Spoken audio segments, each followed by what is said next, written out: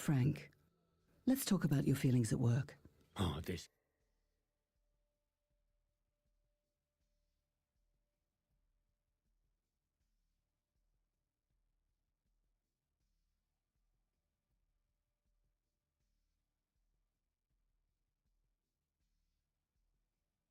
Ladies and gentlemen, welcome back to another year of Apex. Here with Stony and Q over on Battlegrounds HQ. Has a little bit of a rhyme to it there, Q boy. So, hey, it's the first weekend of Open League. We have 20 teams about to battle out, Q, for a first place here in Pro League.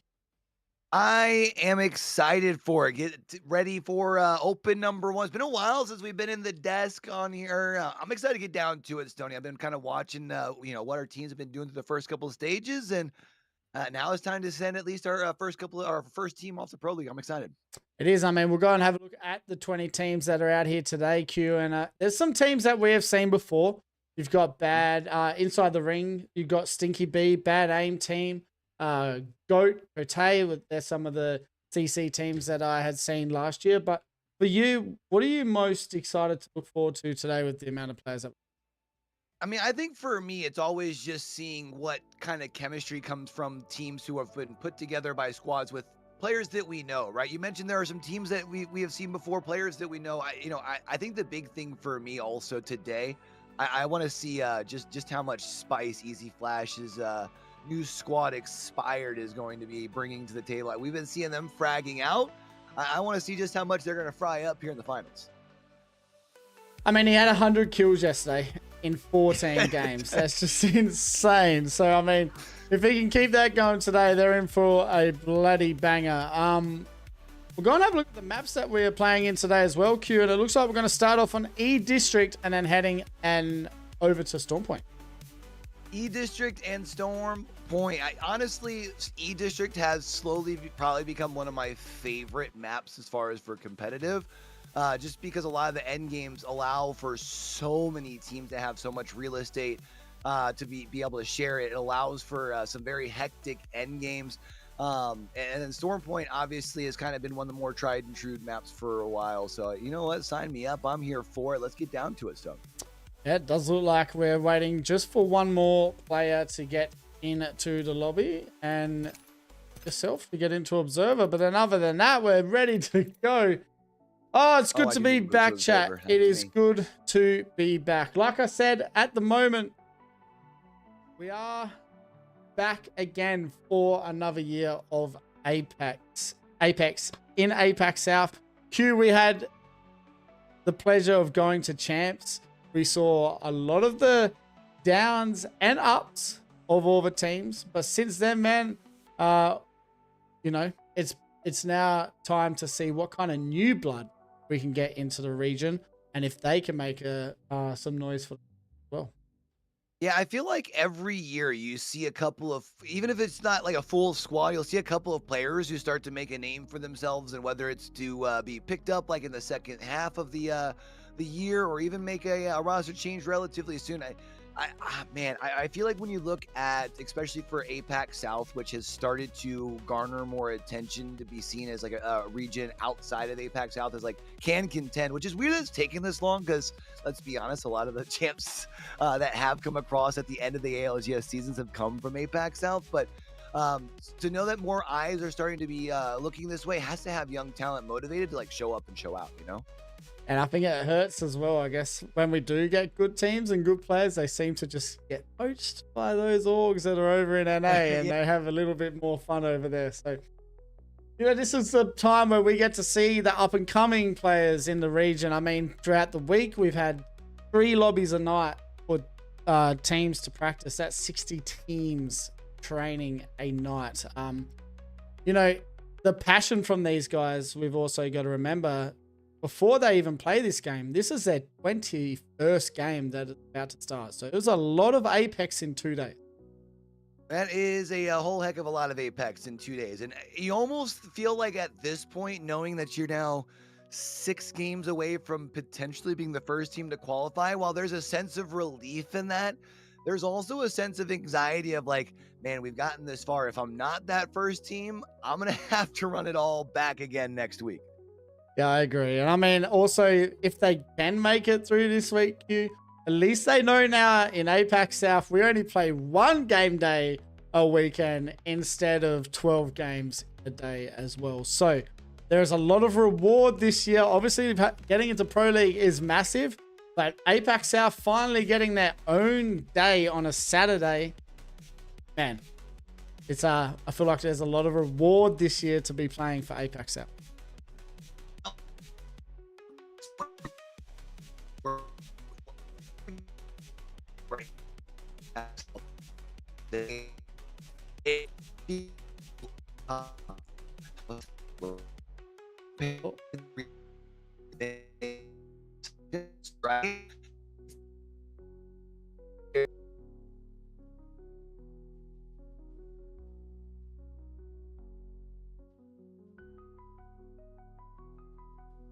Seems like we lost Q's mic there for a little second, but that's okay. We'll get back to Q in a second while he sorts that out.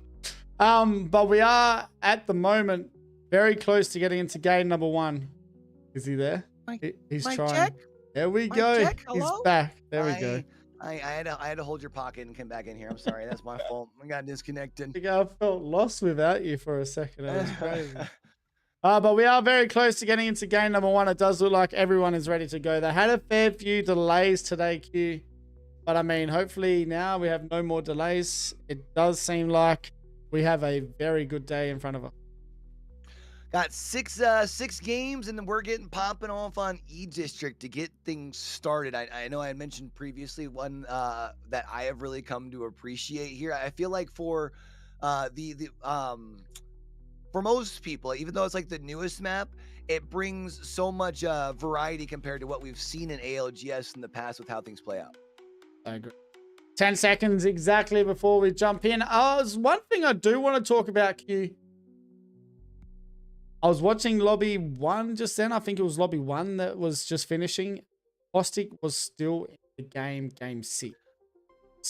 Yeah. So this is something that we're going to see as well that probably isn't, something that we're used to seeing is not a controller legend getting banned. So if that is the case, I think we're going to see a lot of skirmishes and a lot of recon maybe going out here early on. Yeah, and it's going to be quite a bit of a change up from the play style that we had seen really across all of our regions over the course of year number 5. And I can't help but wonder especially when you look at teams, this is a region that I feel like in the past has loved to take fights. They love to play aggressive. With that seemingly becoming more of the meta, what does that mean as far as some of those legends more get banned for your teams when you talk about consistently being able to put up points, not just in games 1, 2, and 3 when everything's on the table, but in the back half of the set as well? Yeah, and I mean, Crypto, a lot of Crypto and Alter have been our first 2 bans, and that was throughout the week. And I know a lot of people kind of found it hard to scrim against because they're so used to seeing it in the Pro League scene and the Tier 1 scene. You're seeing those Caustics, the Rampart, the Watson bans, but at the moment, we're not seeing that in Open League. That is okay because game 1 is about to start, Q, and it looks like we might even have a Alter or Crypto ban here for game number 1. I looks like man, I was trying to see as far as on the agent select. It definitely looked like more than likely the Alter to me, but you know what? Let's get down to it. There's no more time to talk about and speculate what's going to be going down here in game number 1. It's time to actually get down to it. Looking like more northwestern sort of the zone. Where do we go otherwise from there? Only time is going to tell, Stony. But the good news is the wait for year 6 ALGS here in Apac South has officially come to an end. It's open number 1 finals. Hey, let's go ahead and set ourselves up for a nice day of Apex action and qualifying our first team to Pro League, Stony. That we will, and it looks like we are going to start off with a City Hall zone here. And we had a lot of City Hall zones in scrims throughout the week, and it is something that a lot of these teams that have been scrimming will be very comfortable with in their rotate in for the first early stages of these games. And Q, when I'm saying, and you know I don't lie, that I've seen a lot of these City Hall zones, I've seen a lot of these City Hall zones. I feel like it has definitely become a consistency on E-District for sure. Like you said, that should allow for our teams to feel pretty comfortable here at the start of our first game. We always tend to see, of course, you know, the first little bit, really making sure you got yourself looted and booted and ready to hit the ground. I feel like as far as on East District, as much as it often allows for the packed end games, we don't really tend to see as much in the early engagements. But when you see teams already wanting to start moving in towards this zone, was this 4 squads already up this direction, lets you know they're moving with a sense of urgency. Guys, and it looks like we already have bloody tech. If not to start this way for me, I'd really like it not to try and get this guy working. But at the moment, it does look like Bing Zing here. Q is rotating in. Bing Zing, that's a big thing for them. They want to make sure that they get in early. They want to make sure that they can get themselves looted up. But you also notice they got themselves one of these more central buildings. They'll start to be able to at least poke and prod away at the distance to be able to keeping people not only at the distance, but obviously want to upgrade those Evos as well. Bing Zing's already got themselves up to the triple blue. And I think the big thing for me is seeing their composition. They're obviously going to be wanting to make sure no one's comfortable right next door to them, but when do they take that first fight? And that's the question as well. If they're going to take it nice and slow, or if it is going to be an aggressive push here early, and it does look like Bing Zing are going to have to try and hold off QWQ here, Q, as they are swinging the corner pretty aggressively here with that Mad Maggie. I can push it to the window, stepping right on through here with the RE45, breaking out the triple take, using it as that shotgun, being able to take down one, looking to the window with the other, and it should be QWQ wrapping things up, and unfortunate for Bing Zing, they will be the first team eliminated. Bing Zing gone early on here, and sometimes that is the downfall, Q. Playing early zone. People want your position, and the teams that are comfortable in doing that, they will fight for it here early on. Yeah, obviously there's the benefit of rotating in early. You might be the first one to that spot, but yeah, then that becomes all about being able to keep it locked down. And as we had mentioned, heading into this first map with less controller legends, I think that's where the real struggle is going to be for a lot of these teams, is keeping your space secured. When you have the Caustics, the Newcastles, things that are able to lock down a building, that's when you're able to feel safe. No one really has anything to lock down any of their corridors. Not right now, and I mean, we do have Catalyst out here a fair bit now as well, with the upgrade that she had in the past change up in this start of the season. But one change up that we did see probably not coming, Q, was Octane. And I know he got a little bit nerfed, but we have seen a couple of teams in the Apac South region play Octane in the last couple of weeks, and it'll be interesting to see if he does come out today as well. But at the moment, we're looking at Inside the Ring. This was my pick to win week number 1. Moving in here onto Team Stinky B. Yeah, I know you had mentioned you were excited to see what Inside the Ring we're going to bring. Stinky B throws out the Mad Maggie wrecking ball. It doesn't look like it's going to find any value. Inside the Ring, though, in some trouble. You have already lost 2. It's all going to be left to your Crypto, who has to try and find a way to tuck tail and run and get to safety. The good news is it is your Crypto that is still left standing, but Stinky B is going to be on the prowl and trying to finish things off here. I think that's the lucky thing in that situation, is it is the Crypto that is getting out of that situation, which means a easier reset for Team Inside the Ring. But at the moment, it is one of the black holes in some trouble. Yes, we have 2 black holes in the lobby today, Q. That is going to be quite hard for us to try and cast these teams. But HCuff, one team in the last couple of days that has shown a very big strong showing and very strong consistency. I'm not gonna lie, I was wondering if that was a bug on my observer seeing the two black hole squads because they're literally right next to each other in the teams, but that's fine. We'll have to figure that out as the day goes by. As far as for Stinky B, still playing on this more southeastern side of the ring. I don't think they were able to chase down, the last player alive from inside the ring. The Crypto still doing a phenomenal job of playing hide and seek. They've made their way all the way towards Shipyard Arcade, and well, at this point, should be able to kind of do the low and slow approach of getting their teammates back in. The problem is they will be the last team that eventually move their way back up towards where the zone is heading. There's going to be nowhere for them to really be able to find once they do rotate on up. Meanwhile, you can see it. Was that 14 of the squads that are left that are already in this next zone? 14 squads. Like I said, a lot of these teams, Q, I'm not even joking. They have had a lot of practice with the City Hall end zone. There is nothing more consistent than that end zone throughout the week in the scrims. It seems to be the new energy bank for me. So at the moment, we're looking at one of the other black hole teams trying to rotate in as well, as they're stuck kind of on that northeastern side.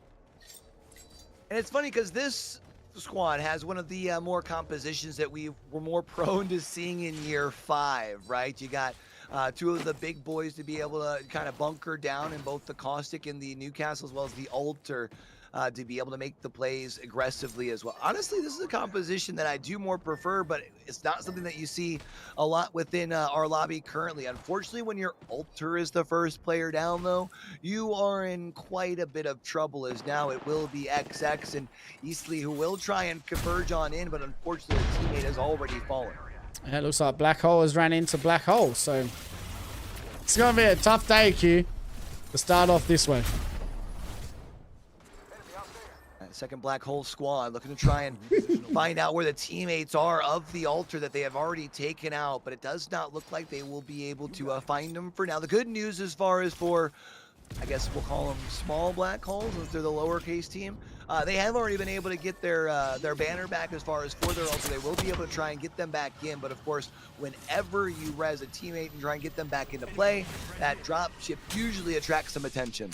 That it does, and at the moment we are watching Expired, who are playing right in the middle of City Hall at the moment, Q, and it looks like Easy Flash is trying to keep up his strong work of the weekend. He had 100 kills yesterday in 14 games. Now that's just, I think it nearly is a average of 7.5 kills a game.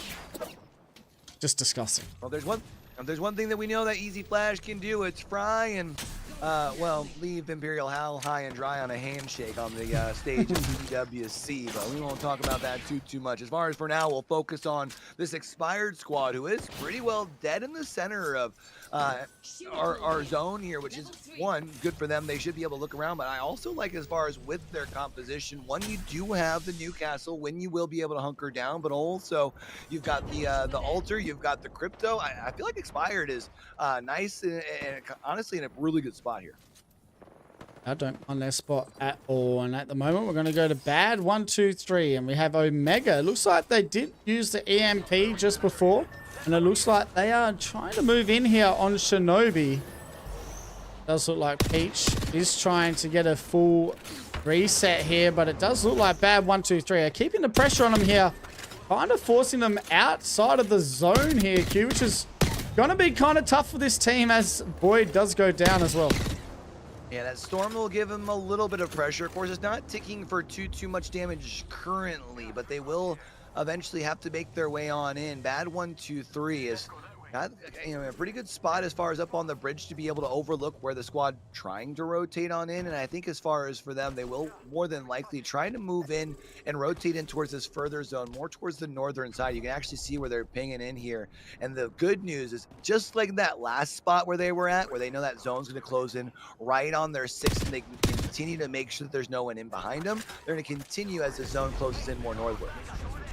Soft now in a little bit of trouble here as well, as they're trying to play the eastern side of zone, and it does look like Black Hole are trying to get a reset. So there's a lot of teams on this eastern side as they're trying to get into kind of the center north side here of City Hall, and it's bad aim team that was trying to get some shots down as well. But there's a lot of teams. Looks like they're about to get into it here on the west side, and it's Aram who are in it at the moment with bad 1, 2, 3. This is where things start to get spicy. Rings 3 and 4. While there is plenty of real estate, let's be honest, this is Apac South. Teams love to frag it out, and this is where teams start to get that itch in their trigger fingers, and they want to start to be able to pile on the KP. ARM will have to find a way, now that they've gotten themselves there first, to make sure that they are able to get a quick reset. But right up on this bridge, there's another solo that is spraying down towards them. They have the building to be able to use to at least get those resets, as we do see bad 1, 2, 3 taken out. A team as well getting eliminated, and it didn't look like Expired were pretty keen to get in on this as well, Q. But it does look like Easy Flash not being as aggressive as he has been in the previous rounds at the moment. Still sitting on 500 damage, but he gets a free look at some of the teams at the moment sitting on this bridge. So, I mean, they're not in a bad position at all. Not in a bad position, and you mentioned how maybe not being as aggressive as we've seen from them in other lobbies. I think that's the experience of Easy Flash. Meanwhile, at Shinobi Realm, fighting for their lives here with ARAM. Both squads really struggling, trying to play around the portal here. Is Chisu, the last one left alive, Hemlock in hand, and will be able to step through and take down Shinobi Realm, but will eventually fall as well. Expired moving in with the 3P to at least make sure that they're able to take care of some of the spots. Soft, Shirio, the last one left alive, going to be able to at least pick up one, but they're sitting on low HP, and Soft's out as well. Yeah, here comes all the action now. Magic Pellet trying to hold off that AIM team, and the Ultra Qs are starting to try and get some sneaky little picks here, and as I want to delete Apex, trying to delete some friends in front of him here, but Magic Pellet, they get eliminated, as it does look like they did get third party as well, and that is Control Alt Defeat. More teams get eliminated here, and that's when those placement points really start to compile down. This is where it's about playing that low and slow, especially for some of these teams who have already got themselves a couple of KP. Would hope to allow the rest of the lobby to start to dwindle itself away. For teams like Control Alt Defeat, though, they've got such a long rotate to move up towards this fourth ring. They will be one of the first teams that has to move, and it looks like there's 5 or 6 squads between them and where they've got to go as well. Inside the ring, we'll have to rotate in from this northwestern side, but they're sitting on triple blue, which means they have to make sure they're playing the safe. Yeah, this is my pick for the week, and it does look like they are going to try and maybe put the pressure on QWQ. Now, they did nearly fight before here as well, Q, but it looks like they are all reset and in a healthier state. But at the moment, we're going to go back to Control Alt Defeat, as Raza now gets caught out inside that queue, and now it looks like they have their hands full with one of the black hole teams, and one black hole down, 1 to go, and it does look like we have another team coming on in. Yeah, Psycho, though, doing a great job of keeping them at bay with that R99, but eventually the Alter steps through here for, I guess, Lil Bro Black Hole, as they will get a revenge and take down Control Alt Defeat. We're now down to top 11 in the lobby. Goat here on the northern side of the zone has this elevated angle, should be able to take some pop shots across the way. The big thing I think that's going to be important for Goat is you still have to find a way to make sure that your caustic and your crypto here can get up to purple. That you can. Bad aim team now going up against HCuff in the feed. It did look like Expired got eliminated as well, Q. So Expired out. They did play a little bit more relaxed in this game, it felt, compared to the stats we saw in the games that weren't streamed. Doing well for now. HCuff's going to be on the just second level here, trying to spray down towards the bus. I believe it is a duo that's sitting down in the bus itself, but as far as for HCuff, as much as you would like to be able to clean that up, you've got such a prime position. The last thing that you want to do is overextend and give up this spot. You will see Black Road at least push on down to clean things up. But this is what I was talking about. You don't want to get caught out in a bad spot. Now sitting at about 20 HP. Winter has already fallen. Their Newcastle will look to try and push in with the rest of the squad so they can lock this building down. Now they need to be careful, HCuff, because here comes Goat. Goat gonna clean this up, but the third party is still coming because there's teams everywhere on this northern side. The Superman Newcastle flying through the air. He's gonna get one down, and then his Black Hole putting in the work once again here, Q. Great great job of staying alive, but the altar right back on down. The good news, though, you mentioned that Newcastle still left alive, able to get back to a full 3, and they will be able to use that Newcastle wall as well to continue to have at least a little bit of created cover. The problem now, shots coming in from behind them, and they don't have anything to stop there. They have to make sure they can push in this bus and get some extra cover. That they do. 7 squads still standing at the moment. We'll go and have a look inside City Hall, and it is teams. Sorry, it's a little bit more northern side of City Hall. Trying to stay alive, and it is Cote. So 7 squads still standing, and the boys starting to get some kills on the board. Stinky B also still standing. Inside the ring, also Q still out here at the moment. Inside the ring, though, will be down to just a solo, and that's a sliver of HP. They will eventually fall. QWQ, all left to Jack, who will also fall here. Top 4 as Cote will push back towards this building, be able to get inside, and for them, this should be just inside this ring as well. Honestly, I really like where they're at, but I really love this position for GOAT. Yeah, GOAT feel like they have a little bit more advantage on the height in this position. I have to wait and see, because New Hope and a lot of the teams might have to force and play low ground soon, but Cote also in a pretty good spot, but they are very close to the edge of that zone. So Krabby Patty in play here in this top 4, as everyone's going to have to be aware of where that Kraber happens to be sitting, which is in the hands of one of the GOAT players who does have cover inside of a building. New Hope trying to sit just back behind this wall, and they will eventually have to move forward. Gonna have to try and use these bats to get the shields back up to full HP as well. They can hear the shots off in the distance, hoping that maybe, just maybe, that one of these 3 other teams will be able to get themselves occupied to allow themselves to move center more into this ring. 4 squads still standing. Stinky B, GOAT, Cote, and New Hope. Just gonna have to wait and see exactly how it works out here. Like I said, GOAT on the height. We'll have to be aggressive soon. They do get a nice little kidnap there, Q, but they can't capitalize it. But at least they're showing their presence on the height at the moment. Yeah, and also when you at least show yourself real quick like that, you keep the opposition a little off balance. But now it's going to be about pushing forward, making sure this team right across the way does not get the height. They'll find the first knock, stepping through with that car as well here, and should be able to clean up the 3rd. This will allow for them to get a reset on this backside of the zone as well. And they do get rid of Stinky B. So now we're at a top 3 situation. We now have New Hope, Cote getting into it as well. Cote did have to force themselves out of that position, and now it does look like the only teams that have a full 3 are Team New Hope and GOAT.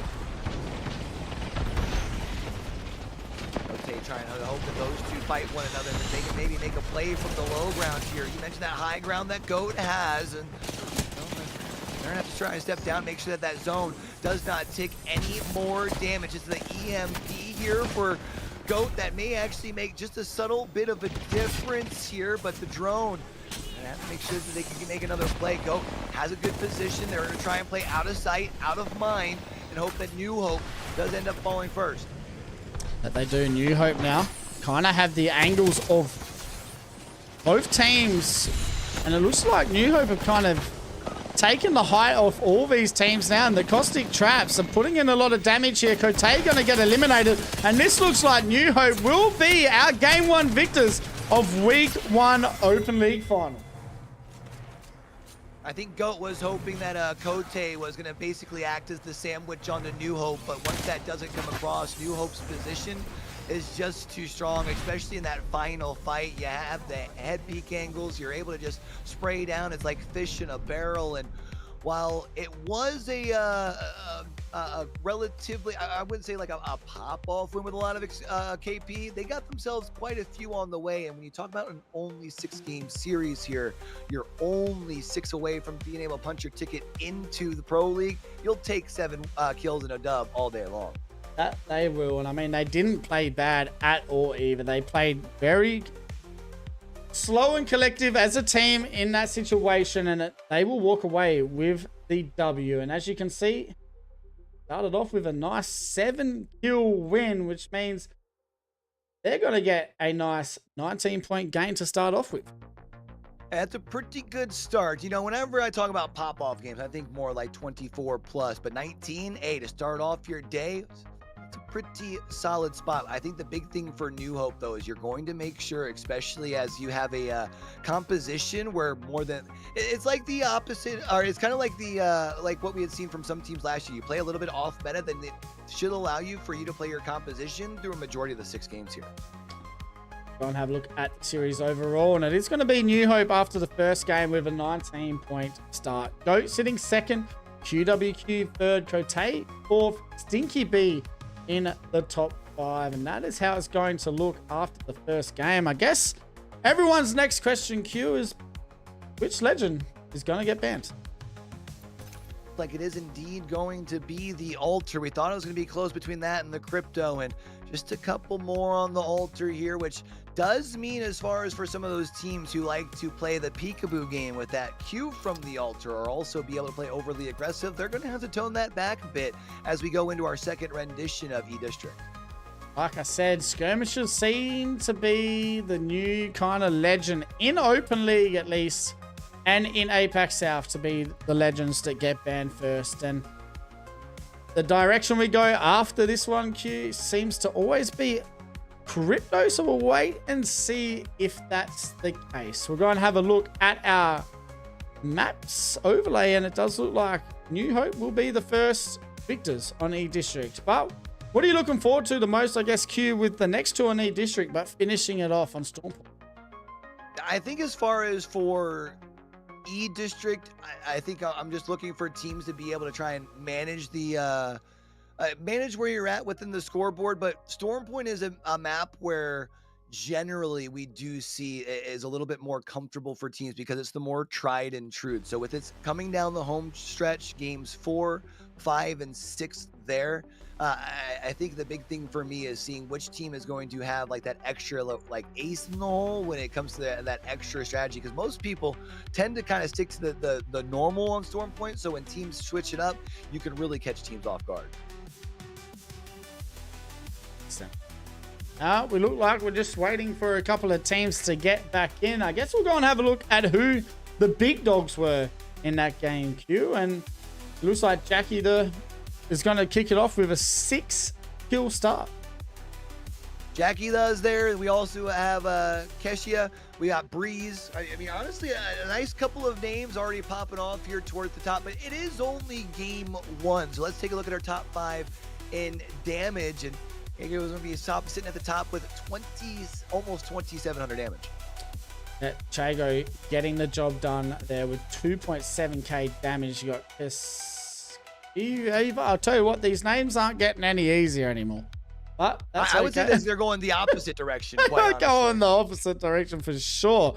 Oh, but hey, we're out here giving it a good try, just like the rest of the players out here today as well. But we are very close to getting into game number 2, chat. Now remember, after this next game, everyone that is in the chat, you will be able to win the first lot of 4,350 Apex coins. So if you are enjoying what you're watching now, make sure you stick around for what else is to come. We'll be right back with game number 2 just around the corner.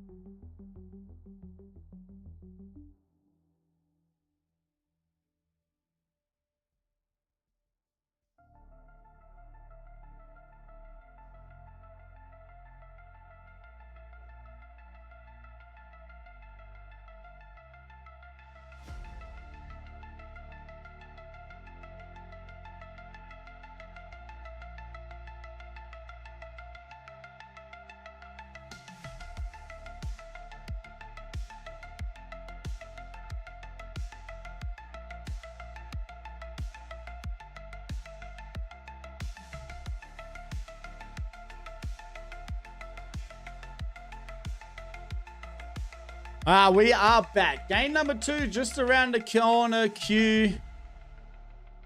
So far, I think there's some teams that are surprising a lot of people out here at the moment, and one of them is Cote. They played really well in that situation. It just felt like they were kind of the team that were caught on the edge of that zone closing in, so they were always going to be the first team getting looked.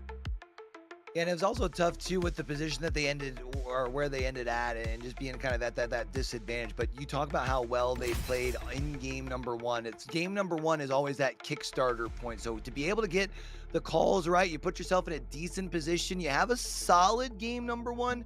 Now you just look to be able to build upon it from here. I think for a lot of teams also who you look at who maybe didn't necessarily get to end game and didn't get to get those placement points, let alone elimination points heading into game number 2.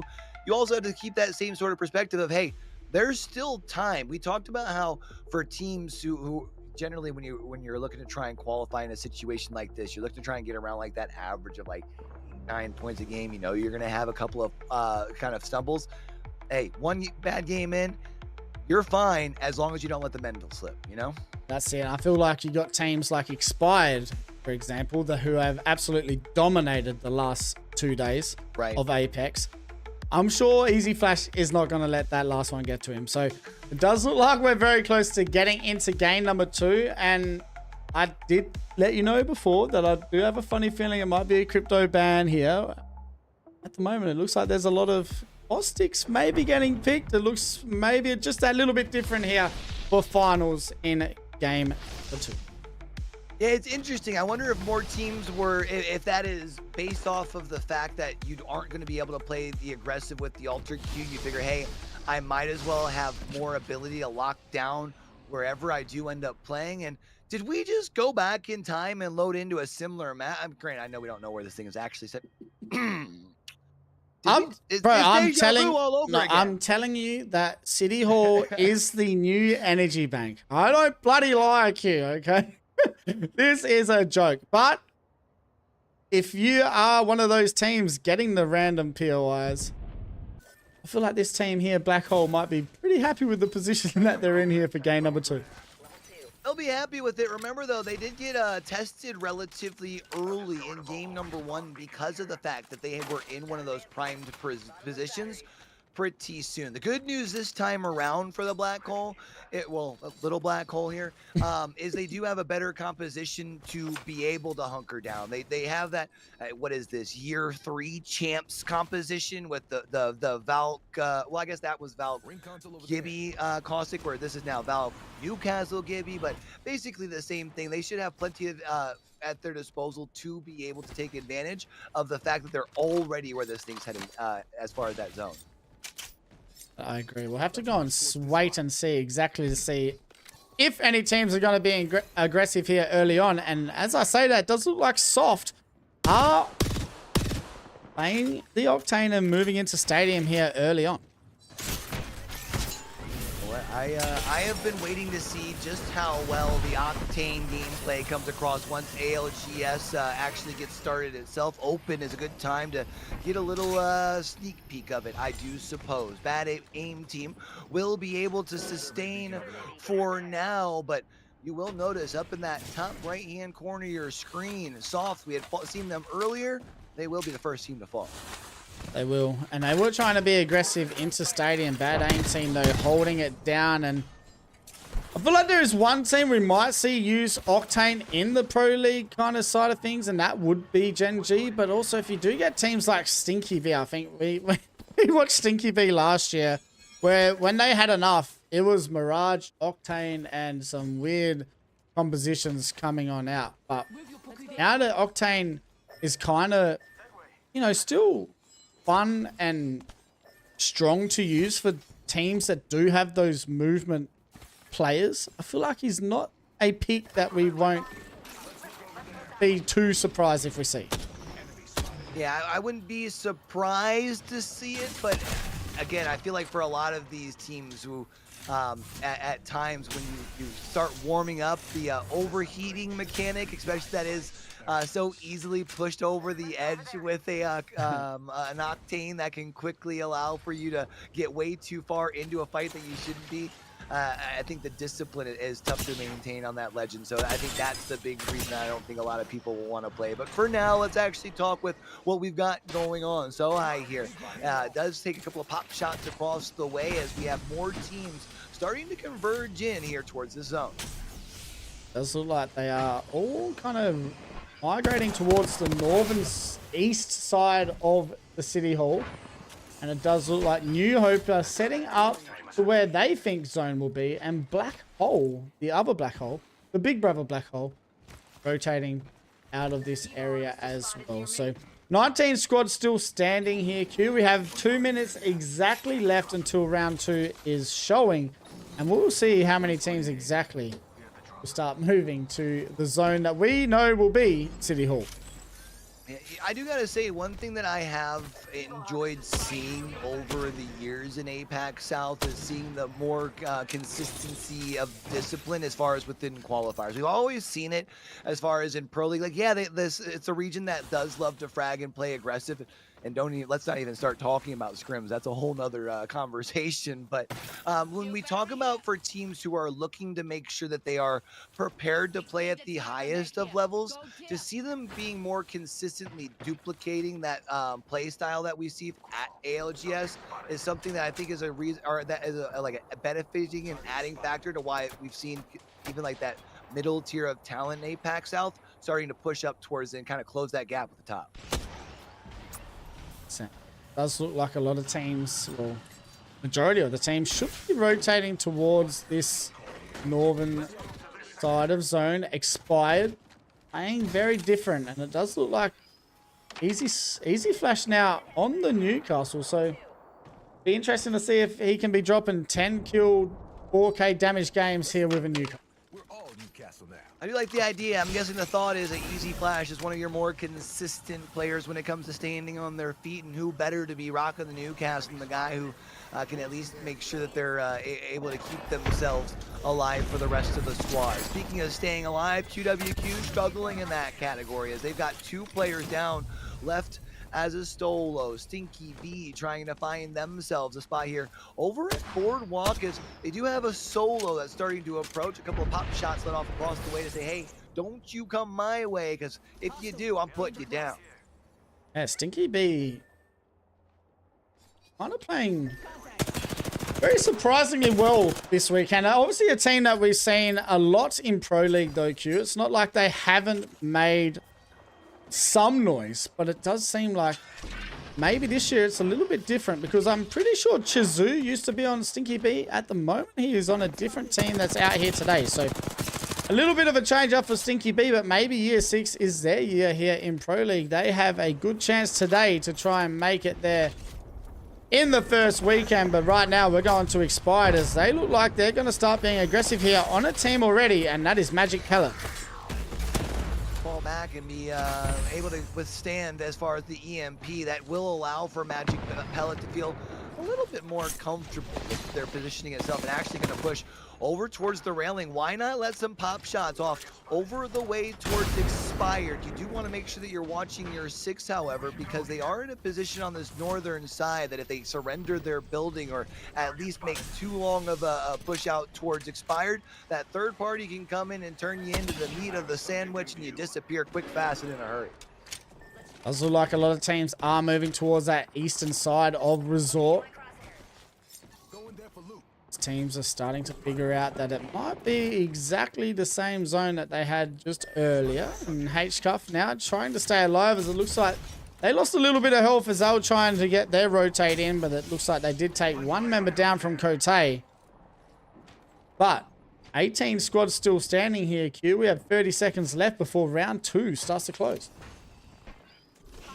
At that point where you won't have anyone, you're probably only going to see, if I had to imagine, when we look as far as how things have been cooking through here. I mean, what most teams have already started converging, as you've noticed, onto this northern side, which means not many teams will need to move as this second ring closes in. Control all defeat, however, as they are dead smack in the middle of this ring, they need to make sure that they can keep themselves at least standing on the bridge. You do have your Wraith that's on the bottom side will push up with the rest of the 3, but they are able to keep themselves alive. They got a team on the opposite side who's kind of doing the same thing within this building here. A team playing in the middle of City Hall. A lot of teams playing that northeast side out near Resort. It's going to be interesting to see how this zone pulls after round 2. And it does look like one of the Black Hole teams getting eliminated here by 21 Faker. And I mean, we still have 17 squads standing here with a minute left of round 2 close. This is what I really do love about District E, man, is you've got a whole bunch of space for a whole lot of bodies, which makes these end games really, really fun. You can see on your screen, still going to be continuing to move at least a little bit more up towards Resort, but still kind of staying within the area itself. I feel like as far as those teams, those last squads that are rotating in on that, was that southwestern side of the zone, you'll have some space to be able to sit edgewise, but you don't have much cover out there. I think most of the buildings where the zone is going to be ending, you've had teams like Stinky B who have been here for a hot minute. Not much action really going on at the moment. As I say that, it is 18 that are looking to try and get a rotate off here as well, Q, and they're going to use the Valkyrie. So the Valkyrie, as we know, back into the Legend selections as well with a little bit of a buff thanks to the faster jet style. But at the moment, it looks like 18, they're going to use the Valkyrie to find a little bit of knowledge on where they can rotate in. I don't mind their spot at the moment as they're trying to find somewhere nice and safe to play here for game number 2. Yeah, I was actually kind of surprised to see as they came in on the Valkyrie that there was nobody within this building with the multiple levels, especially being farther here on that more northwestern side of the ring where on the edge you would have figured somebody would have been in this building. So A-Team kind of been gifted a pretty decent spot. They will see that off across the way, Rez coming in, so they will know that there's a team that will be rotating in from that direction, but otherwise all of the other teams are more to their southeast, so that's going to be where their primary focus is at. Expired still playing in the same spot they have since early round 1, so not a bad zone call by Team Expired. As we can see, a lot of drones out and about as well. A-Team looks like they might be sharing this place with Sohei. They showed up here, and as you can see, the rest of the squad going to be landing behind. The problem, though, they've already lost. Well, I shouldn't say lost, but they've got their Caustic knocked. The A-Team, though, they're going to want to play this thing patiently. You've still got 2 players that are sitting on those blue shields, and you don't exactly know what's sitting on the other side. You can see, well, these close in, and we'll see those barrels that are right in front of them. They know that that squad sitting up on their high ground, and so high, at least we'll be able to use the window to be able to find that information as well. Very slow game here. It does look like round 3 is actually about to start closing, Q. So 17 squads still standing. Feel like we're not too far away from absolute chaos just unfolding. Shinobi Realm giving us a little bit of drone view there, but 17 squads still out here with 20 seconds exactly left before we get into round number 4. Our final 15 seconds of this third ring closing. Doesn't look like there's going to be anybody as far as caught outside of the ring itself. The good news is, as far as for teams looking to find this real estate, and you're not fighting against that, but I think these teams that are on this more southern side, they are going to be in for a harsh reality in a moment. They've been hunkered down for a hot minute, and they are going to have to push, yeah, far to the northeast. So they're going to have to figure out their approaches. More teams like that AIM team on that more eastern side of the zone, they're going to start pushing in now. They've actually got a team right at their right in front of them. And just quietly, Faker already with 5 kills, 17 squads still standing. So the way he's going, he could end up with 40 kills. But he is being aggressive. They will get rid of Kote. Kote out at 17th. We have 16 teams left. And Faker getting his 6th kill here early on. But it does look like we have a lot more action starting to pop off around the map now. It's going to be where I look for teams like Expired who have a fragger like class to really be able to help their squad, because there's going to be all sorts of players in their vicinity. Bad 1, 2, 3 here in a bad way. Going to be able to take down Black Hole. They'll be able to get themselves back up to a full 3. I don't think, oh no, yeah, there is actually a third party coming in. As you see the nades getting chucked their direction. Shinobi Realm now also going to have to push more towards this northern side here soon, because otherwise they're also not only going to be fighting the squad in front of them, they're going to have to be fighting the ring behind them. And it does pull towards that east side of Resort. So as far north as we can go, and now it looks like Expired are about to get into some action as well. And it's Easy Flash going down here early on, and Doom's the last one standing, and all of a sudden 18 have the advantage on Team Expired. Now those caustic gas barrels though, giving A-Team a headache here as the Valk has been dropped, and oh, this is low as far as on your other two players. Going to be able to at least get a little bit of health back to their disposal, but you now have to worry about even the fourth party starting to move on in. This fourth ring closing, this is where things will start to get hectic, as everybody going to be closing in on the zone where there is really not very much cover to be had. ARAM trying to figure out where they've got to go. Yeah, they're going to have to be aggressive like a front line right now, and it looks like Chizu is going to go down. I don't like his chances of actually making it in here. The team right there behind that Newcastle wall has set up perfectly here, Q, and that is New Hope, who had a really good game 1 with the W, trying to go back-to-back here in game number 2, but they are getting absolutely destroyed by that Maggie wall. They do have a Newcastle wall up their sleeves, but it doesn't look like they're going to waste it right now. This is the struggle for teams that had rotated in early, though. You'll see these squads sitting on still the blue shield, so they don't have very much disposable HP to their advantage. The good news is your Newcastle's still up, so your player that was down, you're able to get back to your feet, and they should be able to get a reset. Also good news for New Hope is they will be one of the last teams that has to move in. Meanwhile, one of the first teams that's going to have to move is inside the ring. Ironically enough, quite outside the ring, and they've got a long way to go.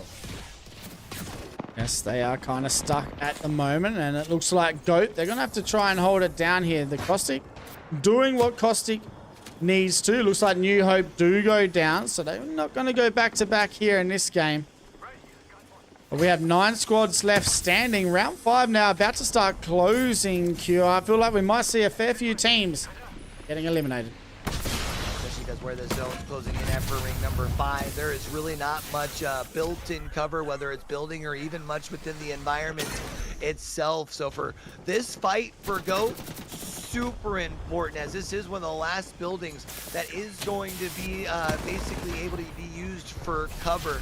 Being seen in a really good spot, but they are caught inside of a hectic gun battle. They will be able to get their Valkyrie right back up onto their feet, but they get put back onto the ground. Old man trying the best that they can to hold it down for the pound.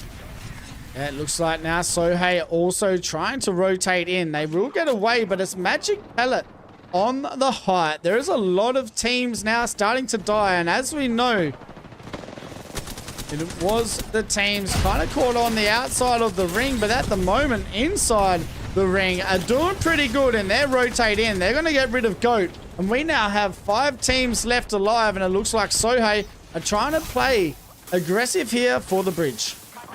This is nice because most of the fighting going up on this top side. So for inside the ring, who we had seen earlier, they should be able to get a pretty free reset. Magic Pellet, though, they are still within the fight where they're not going to be able to get their crypto back up. They will more than likely have to play this thing out as a duo. You'll see that as far as for Master, the 30-30 in hand, well, these allow for some cover shots across play. CP dropping down to the low ground. Car in hand of the Maggie, trying to spray as the Newcastle here, looking to try and get the revive, but from the high ground, taking out the push in. That is Stinky B getting the job done. So Stinky B, the team that was playing on the bridge, kind of giving up the height to get the kills, and it looks like Caustic has decided to join the party, and that's going to be Magic Pellet. And Magic Pellet now trying to capitalize on this push. They will need to be careful as Master goes down, and I don't like their chances right now, as Stinky B are doing stinky things right now to a lot of teams on this bridge side.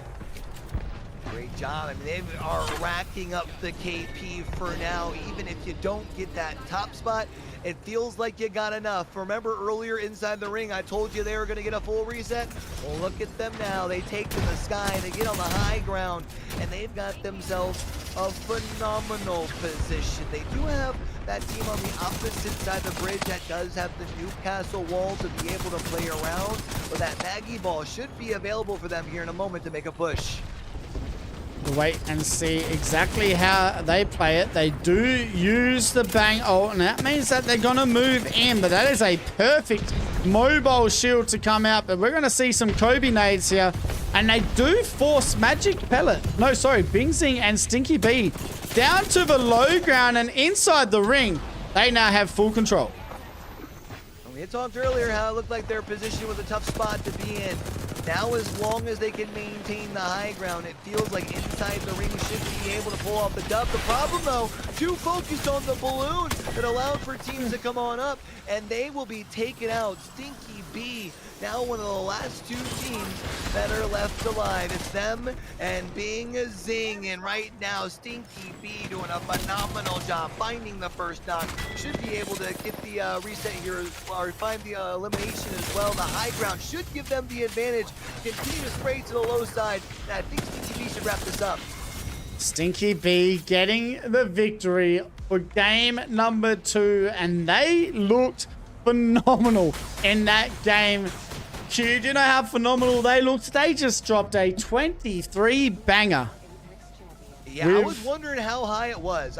We saw it earlier. It was like high teens. You said 23? They just dropped a 23 kill win, giving themselves a 35-point game in game number 2. That is insane. And I think the big thing to point out here, especially, is that will surely move Stinky B up into that first place finish and have them in a pretty good spot. They'll be feeling good for now, and you'll actually see the kills on the screen now, and it's a nice spread all the way around. If I remember right, I believe Ursi Yo was one of our top fraggers or top damage players, if I'm not mistaken, from game number 1, popping off again in game number 2. And the point that I was going to make as far as for Stinky B, after a good performance like that, not only are you well on your way here today, but also keep in mind, Stoney, for teams who don't qualify through the winning spot in the 4 opens, is you do still have the chance to get through collective points for Stinky B. You've already also got yourself a nice start as far as that goes here now as well. That's they do. 35-point game for Stinky B in game number 2. Bingsing, they finished second in that one with a 12-point game. Inside the ring finished third. Magic Pellet fourth, and so Hey round out the top 5. And our series overall after 2 games, and that's going to be Stinky B on top, New Hope sitting second, Goat third, Bad Aim Team fourth, and Inside the Ring rounding out our top 5. And I guess we need to see which legend is getting banned, and there was a fair few cryptos in that one. Let's see if he is out here. And I tell you what, that is going to be a caustic ban here in game number 2. We didn't see a single caustic ban in lobby 1 for semis. We're going to see him here in game number 2.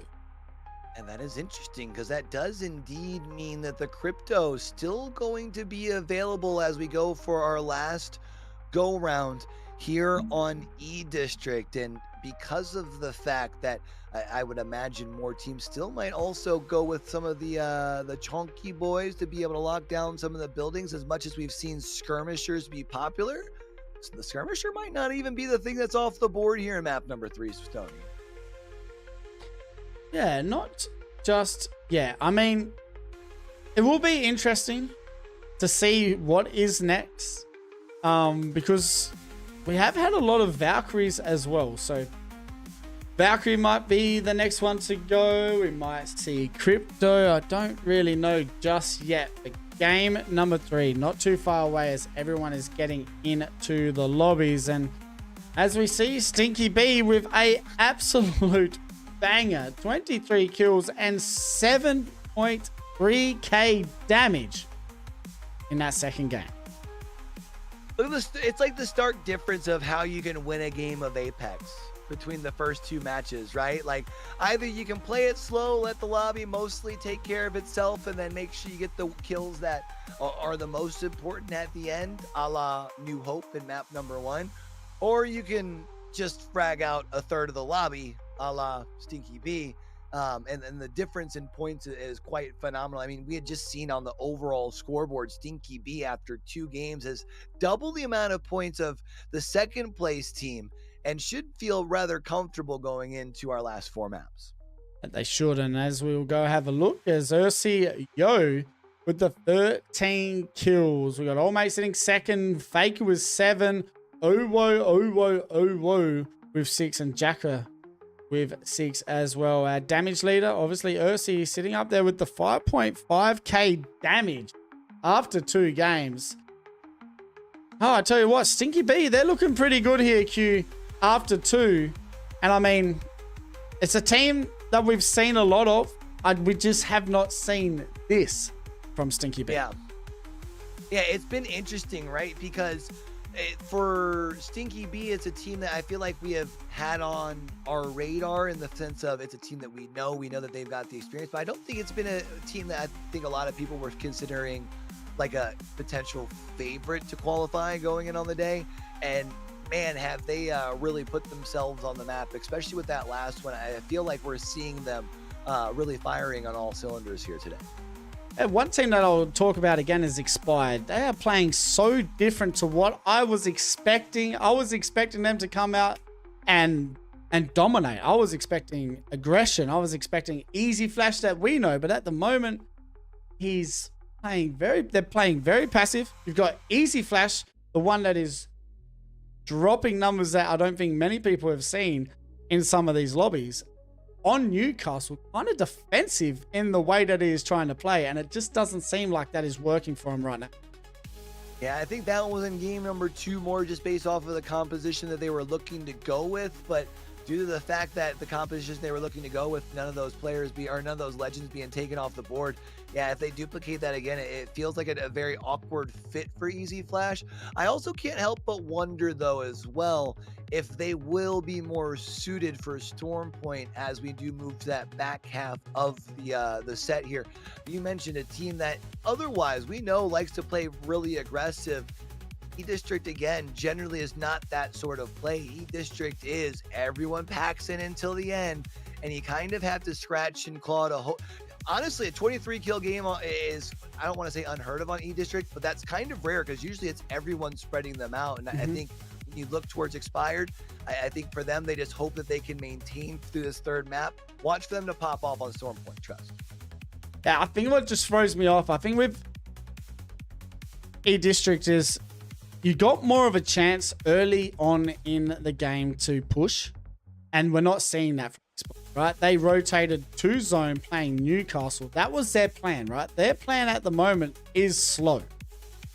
That's what, to me, I'm just like, hey, you just haven't been slow all bloody weekend. We haven't got the chance to watch those games. Let's see it now. But it also is very weird seeing Easy Flash, someone that's that caliber of a player playing in Open League when really he's the kind of player that should just be already Pro League. So hopefully they can turn it around here, Q. They do still have 4 games to go. Still plenty of time, and I think I had started on the point earlier on, and I don't know if I had ended it when we were in the game itself, but I wonder if that call for the change of the approach, maybe from Easy Flash, who knows that at this point, every game truly matters and doesn't want to over-aggress looking for those early kills and then being out the lobby completely, right? Because sometimes that is the risk that you run. You swing big, you miss big. Well, they haven't swung because they haven't missed big because they haven't swung big. So they've at least been able to kind of stack up some minimal points here to the first 2 games. 100%. And everyone that is in chat right now, there should be a Apex coin giveaway that is live for 4,350 coins. All you have to type is exclamate that stupid point with Apac South next to it, and you will go into the running to win yourself some coins. But once again, we do really appreciate you guys all being here watching. You guys watching is supporting, and if you're here watching and supporting Apac South, we appreciate you from the bottom of our heart. And it looks like game number 3 Q is about to get started. Is there a team that you are a little bit more excited to watch this game, knowing that the situations that they're in? Or are you more excited, hey, let's just hope Stinky B can drop another 20 killed banger? I want to watch Bad Aim Team because despite the fact that they went out relatively early in game number 2, they still walked away with 14 points because 12 of them were kill points. So if they're able to stay alive just a little bit longer, can they have a pop-off game like Stinky B? It's one more time on E-District. We can probably expect a lot of the same thing, at least in the sense of more of a low and slow approach in the first 2, maybe 3 rings. Hopefully we get something different other than a City Hall drop would be kind of nice. But hey, you know what? Let's just appreciate the fact that year 6 is back and we're almost halfway through qualify or open number 1. Well, I'm hoping that that one person that just wasn't in that lobby is in the lobby now, so we don't have to have a reset. We'll wait and see though here. It is Apex, as we all know. But hey, I'll tell you one thing, that Apex needs a little bit more credit. They have done pretty well with the servers for year 6 so far. I haven't had that much of a trouble this year running scrims as we have the years past. And it does look like we are getting everyone in the lobby here for game number 3. Holding strong, holding strong. And yeah, I do agree. It feels like server stability has been a bit better.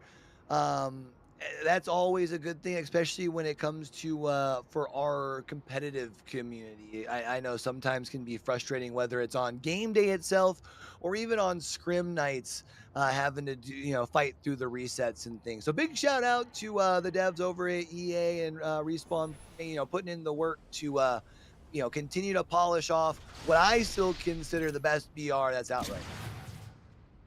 Is our favorite. EA didn't make us say that. We love it.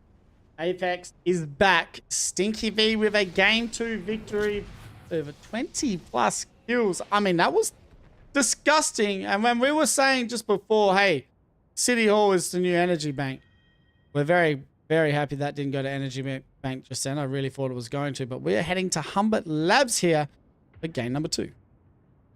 Quite the start difference, which means for some of our teams who had the further rotates, teams that were more late to the party, so to speak, now they have the ability to be one of the first ones there. So for teams who can get the read, you can get yourself a prio sort of spot, and maybe we'll see some of those teams who underperformed in maps 1 and 2 be able to close the gap here in map 3.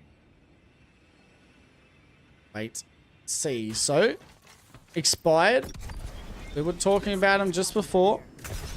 Look at the legend composition that they're going for here. They are now going for what I feel like is makes a little bit more sense for me here for this team. Plus also they have zone, so if anything, their last game, the legend composition was probably just that little bit better than what it is now, but it looks like they're going to play pretty aggressive here early on Q and get some early kills. Yeah, it does seem like they are fully applying the more let's hold W and do what we do best approach, because let's be honest, none of their legends were banned as after map number 2, but it has been a very complete different sort of approach here. And I love it. This is more what it feels like Expired have been doing through the weekend, that they are going to be pushing quickly into this building. It does look like they found one knock. The problem is they've already got 2 knocks from themselves, so Doom going to have to try and make sure that they can keep the team alive. They do have the cover of the building itself. They will be at least peeked in by one of the opposition, but they'll be quickly removed.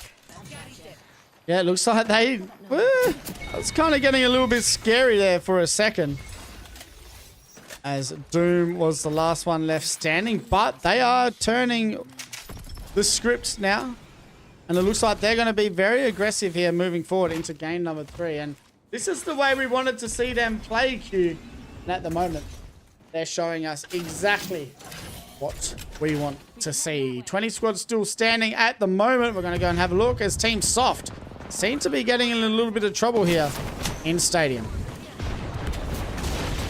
The A team has has the Newcastle wall to be able to play behind, and you got the Newcastle, you got the Ramparts. You're really looking down to hunker down for this A-team squad. They've already are on the edge of where this ring would potentially be heading, so as long as they can keep themselves alive, they should be okay, and they'll be able to use that Newcastle to push forward just a little bit there. Now they'll fall to the low ground. Flying Trapeze will be able to find the first, almost finds the second on the Crypto. Crypto eventually goes down at the 1v1, and A-team wraps it up on Soft. Oh, that got a little bit sketchy there for A-team, but they will get the job done. Soft will be the first team getting eliminated here for game number 3, our final one on E-District before we head to Storm Point. And I mean, I feel like it seems like if you're near Stadium and you're in there, you're getting pushed early on. I mean, it feels like Stadium is a prime and fitting reason for that, right? It's where the spectators go to watch a show. So you might as well put one on. Goat, meanwhile, over on that western side of the zone, try and find a way on in. They're still continuing to loot and boot on their way on towards their approach. They are sitting on the triple blue for now. It looks like they've got a decent sort of kit to them, but still trying to figure out where they want to go. Yeah, Shinobi Realm, they're kind of stuck on the western side of the zone. They've got to rotate towards that southeast side of Humbert Labs, and it looks like Shinobi, they're looking at bad 1, 2, 3. Now, this is a team that haven't really done that bad in this lobby, but it does look like Dark Wizard, he's going to be a little bit smarter about this rotate across, as he has no health. So, bad 1, 2, 3, looking to try and find their way into zone, but at the moment we'll go and have a look and see where everyone is. Q and teams starting to make their way towards where zone should end. And 1, 2, 3 is taking that fight down here at Street Market. Like Juliet about to fall. Goats on the other side here. I think Goat should be able... Oh, I was going to say I have the slight advantage in this fight, but hold on just a minute. Turns on its head as bad 1, 2, 3 finds the first knock and will quickly be able to find the elimination as well. And that should give them the green light to hold W and push forward. They are in an isolated fight out here as well, so they should feel comfortable extending. Yeah, I think this is the best thing about Caustic being gone as well. Teams can now play how they want to play when they are playing aggressive. There's no real Caustic gas holding them out with their pushes. And at the moment, you can see bad 1, 2, 3. They're taking advantage of what's in front of them. There's only one man left standing, but let's just wait a second because Shinobi Realm, they've gone, hey, don't forget about us. We've been shooting you in the back for about the last 2 minutes and we're still here ready to fight. They must have been hungry because those shots would have been at quite of a distance for Shinobi Realm. They heard that and said, hey, ain't no party like a third party because a third party don't stop. And it looks like they will full send on down. Huck and some grenades down. 43 found off of the second one here as Void Gloom will push down and find the first knock. And now it's Shinobi Realm who's on the attack.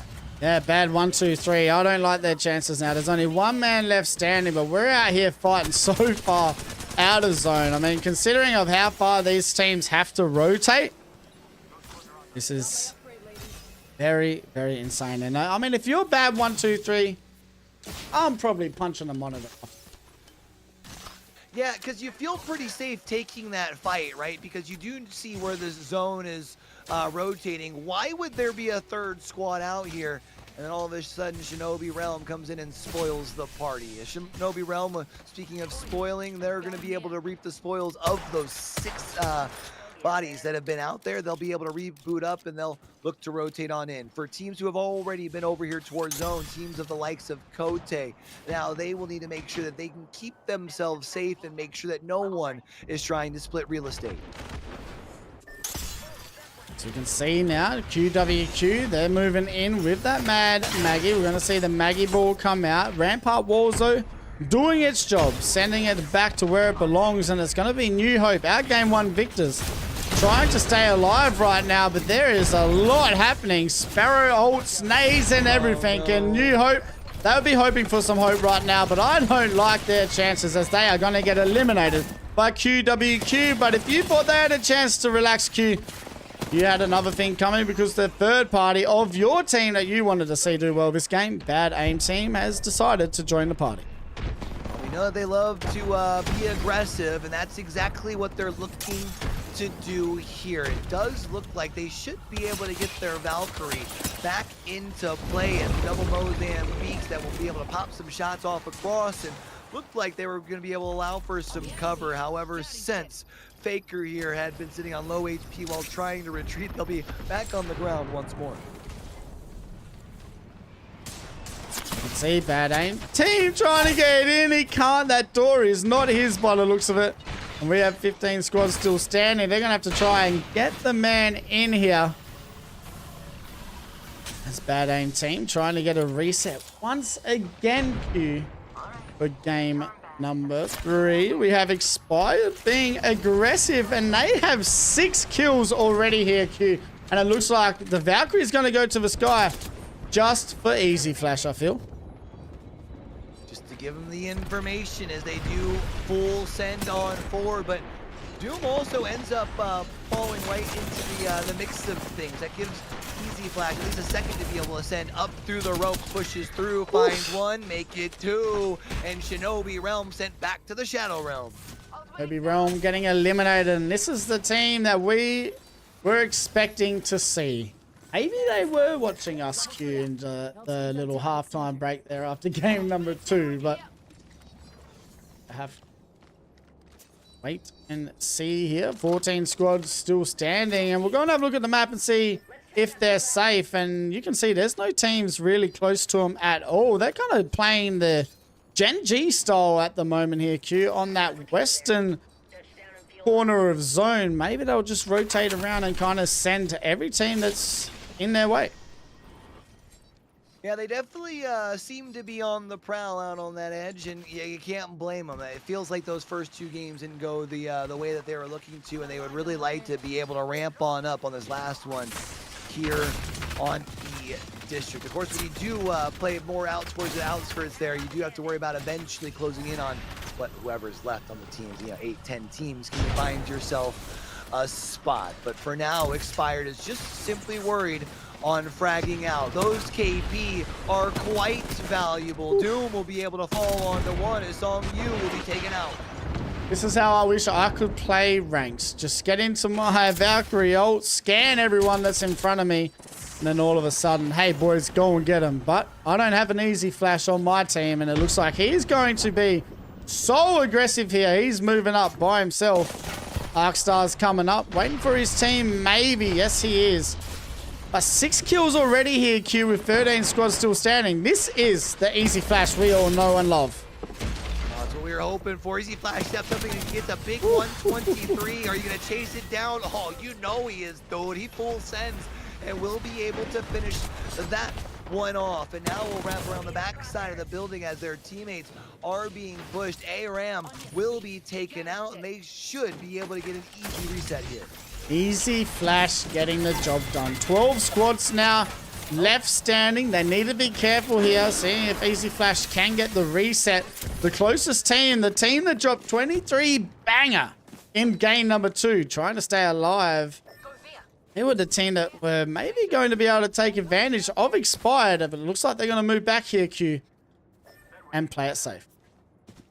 I think I just need to stop saying that teams are going to get a safe reset. That's twice that teams have been on the far outside of the ring. I'm like, yeah, they should be fine. They're in an isolated fight. They should be okay. And then it's like the finger of death as we tune on in and somebody falls. It's a tough situation to be in. But Control-Alt-Defeat in the dead center of where this ring currently does seem to be heading. They do look like they were one of the first teams that are over here, however, as they are still sitting on 2 blues and a purple. So they are going to have to try and make sure they can upgrade these last couple of Evos real quick.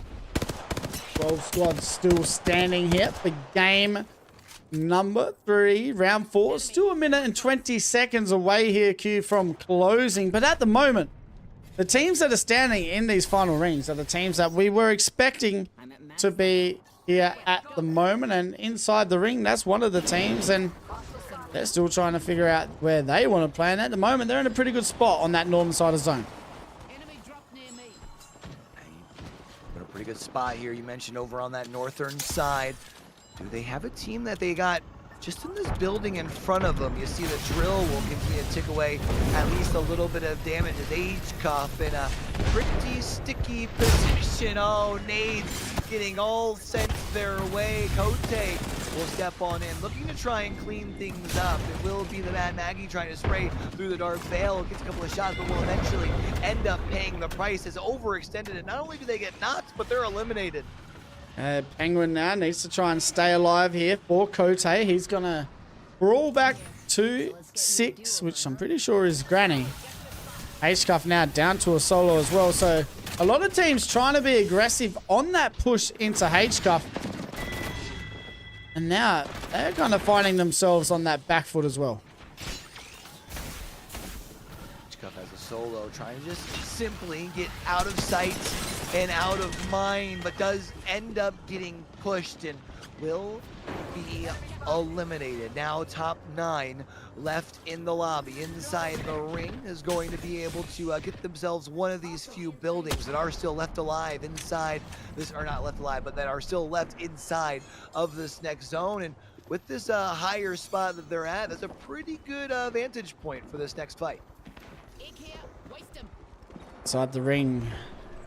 We're pretty unlucky in that second game. Stinky B will get eliminated here as well, Q. So we have 8 squads left standing. Stinky B finishing this game with 50 points. This gives time now for teams like QWQ and Inside the Ring to try and get that difference in the points on the leaderboard back here in game number 3. Surely Stinky B feeling good about where they're all at on the scoreboard now, but yeah, they'll see just how much into that lead some of these teams can cut. Control-Alt-Defeat for now. Won't have too far to move as far as to rotate into that next zone. They're just trying to make sure that nobody encroaches in on their territory. So high, playing down on the low side. I don't think that they've got a team down the low portion of this tunnel with them. They're just making sure that they're able to stay alive. Gonna have a look at Inside the Ring, as it looks like they're gonna have to maybe push in on QWQ here. So both teams kind of stuck on that northern eastern side of zone. We've got 8 squads exactly left, but with 30 seconds to go here before this round starts closing, Q, I think a lot of teams are trying to figure out their exact next move.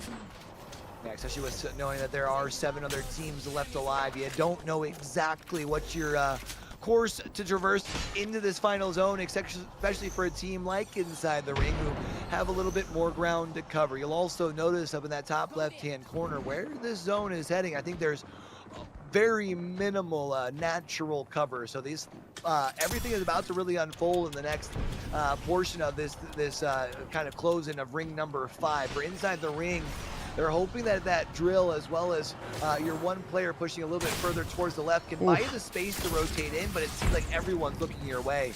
And this is kind of what caught Kote out, I feel like, in the first game as well. They were kind of caught on that edge of zone, and when other teams are in the middle of zone, they are just looking so hard at you. And it's not like it's just one team, Q.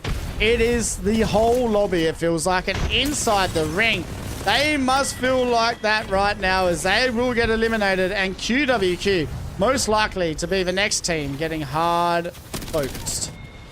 Control-Alt-Defeat looking to try and clean things up here as they're moving on in. They'll be able to use this bus at least for a little bit of a cover. They see the Dark Veil across the way, knowing that once it falls, surely it should expose another team. Getting absolutely beamed here is okay, Josh. They are going to be able to fall back behind the bus to safety, but it's going to be up to Psycho to make sure that they can protect that corner. Yeah, it looks like Bing Zing also moving in here. They got some nice height. The alternator, the R9s, the 30-30s in hand. They will get rid of a team, and we are now down to our final 3 squads, as it looks like we have Sohei, Control-Alt-Defeat, and Bing Zing left standing. Bing Zing technically, I was going to say the only full 3, as Control-Alt-Defeat just suffered a knock. Sohei does have a player actually out here as well, and Control-Alt-Defeat, while yeah, now you can rebuild the glass for the windows, they don't stand for very long. Not long enough to be able to get a heal off, as OK Josh has just found out. And the lucky thing for AOK Josh right now is that there's no other Mad Maggies in the lobby, because if they had a drill, that team would not be able to stay in the position that they are in right now. At the moment, Sohei kind of safe on this eastern side of zone, but it feels like whichever two teams fight first are definitely not going to win this game. Yeah, it feels like the whole hope is that you try and stay out of sight, out of mind, and let the other two fight one another. Does feel like, though, for Sohei, they were going to be able to at least find the first opening in this first 3v3. That almost was able to find the knock onto that opposite Newcastle, but the wall doing just enough to keep them alive. So hey, now on the height, you'll see the team underneath, which is Bing Zing, trying to find a place to play right now, but it's going to be hard when you have so much pressure above you and it's the L-Star in the hand, but there's not much left in that gun in ammo-wise. And as we're talking about teams fighting, that's going to be Bing Zing down to a solo, which means Control-Alt-Defeat, putting the pressure on here, looking for a Game 3 victory. Yeah, we saw the Valko be let off there, hoping that Control-Alt-Defeat along with Sohei fight one another, and maybe that there's a chance for Bing Zing's Valkyrie to be able to make a solo play, heroic play here at the end, but it doesn't look like that's going to be the case. Instead, it's Bing Zing out of here. Now, okay, Josh looking to try and make the play with the R99, takes out one, beaming here, but Sohei does have the last laugh as they'll walk away victorious in game number 3. Insane game there. Okay, Josh really tried his hardest to get the victory for his team. But Sohei holding the height there, Q. They take the victory here for game number 3. That would have been a heck of a highlight reel clip had they just finished off the third. But this is 3v3 for a reason when it comes to Apex. And for Sohei, they will walk away with not only the dub, but they'll add an additional 4 points to their tally as well. So they've had a relatively quiet E-District, so to be able to finish things off and pick up a big 16 points has to have them feeling pretty darn good. Especially for their last game on E-District. I feel like it's, like you said, I guess it kind of is the harder game to be aggressive in those situations, and they played that height pretty well for game number 2. We're going to have a look at the match summary, and it is going to be Sohei with only a 4-kill victory, but they did their part there, Q, and that is a 16-point win. So Control-Alt-Defeat second, Bing Zing third, 18 fourth, and QWQ rounding out the top 5. We'll go and have a look at our series overall after our E-District games, and it's going to be Stinky B with halfway to a century with 50 points after 3. Pretty darn good, still about doubled up on that second place spot as well. So for Stinky B, with the goal of being in that top spot at the end, locking down that first open and being already into Pro League, yeah, you know what, you've come in and you've checked all the boxes on District E. When you look at the rest of the squads for QWQ, Control-Alt-Defeat, this is why who just popped off with a dub. I feel like you've got to change your perspective a little bit moving to Storm Point if you're going to want to close that gap. Yeah, 14 points, only 11 placement. So that is something that they'll have to work on as well. And I think the team that probably needs to work on it the most is Bad Aim Team. They have 15 kills, 5 placement points here after 3 games. We'll go and have a look at which legend is banned. Moving over to Storm Point, it is going to be Mad Maggie. So Mad Maggie is getting eliminated here. And it's going to be a Skirmisher, an Assault legend, and a Controller legend gone after our first 3 here for our first week of final. Hey, you know what? I'm here for it. I love seeing the wide range of things. We already got the mix-up of having a controller taken off, despite the fact that it feels like we haven't seen them taken off much during the weeks of scrims heading into things. But now 3 different games, 3 different classes. I'm excited to see what some of these teams are going to be cooking up compositions-wise as we move to Storm Point. Go and have a look at the final winner over on E-District, and it's going to be Sohei. So we had New Hope, Stinky B, and Sohei, all very different in their kills and wins. Stinky B with the insane 23 kills victory in game number 2, where Sohei kind of played it slow there, Q, in that final stages of that game. but still played it very perfectly to get that first win for them here in their finals lobby. Yeah, I think if I remember right, Sohei were also dropping on that southwestern side of the zone too, I think, right? So they were one of the first teams to rotate in, which kind of makes sense why you aren't picking up very much KP along the way, right? You prioritize your positioning, and since you are smack dab in the middle of, I mean, way too many teams to count during rings 2, 3, and 4. You don't want to take those fights because the third party comes so easy. You just focus on the win, and for Sohei, that's exactly what they did. Yeah, they did well. We'll go and have a look at our top kills and damage leaders after the first lot of games. And Ursi with 17 kills here, Q, after the first 3 for Team Stinky Bear. Absolutely flying. We had seen them pop off in map number 2, and they didn't really slow down much even in map number 3. Of course, now E-District is done. What does that mean as we move towards Storm Point? Something tells me we're going to see most of these top 5, as they have stayed pretty consistent, continue to do their thing. We saw, we did see Expired really move up the pace. Part of the reason why we see Easy Flash has moved up into that number 4 spot. Don't be surprised if we see Easy Flash continue to move up this board here on Storm Point as well. And that I agree. I mean, that was a game that we wanted to see from it, Expired as well. Yep. And they did well for that game number 3. We'll go see if they can keep it the same way for Storm Point. Ursi with nearly 7k damage after 3 games. Josh played really well in that final stages for game number 3 as well.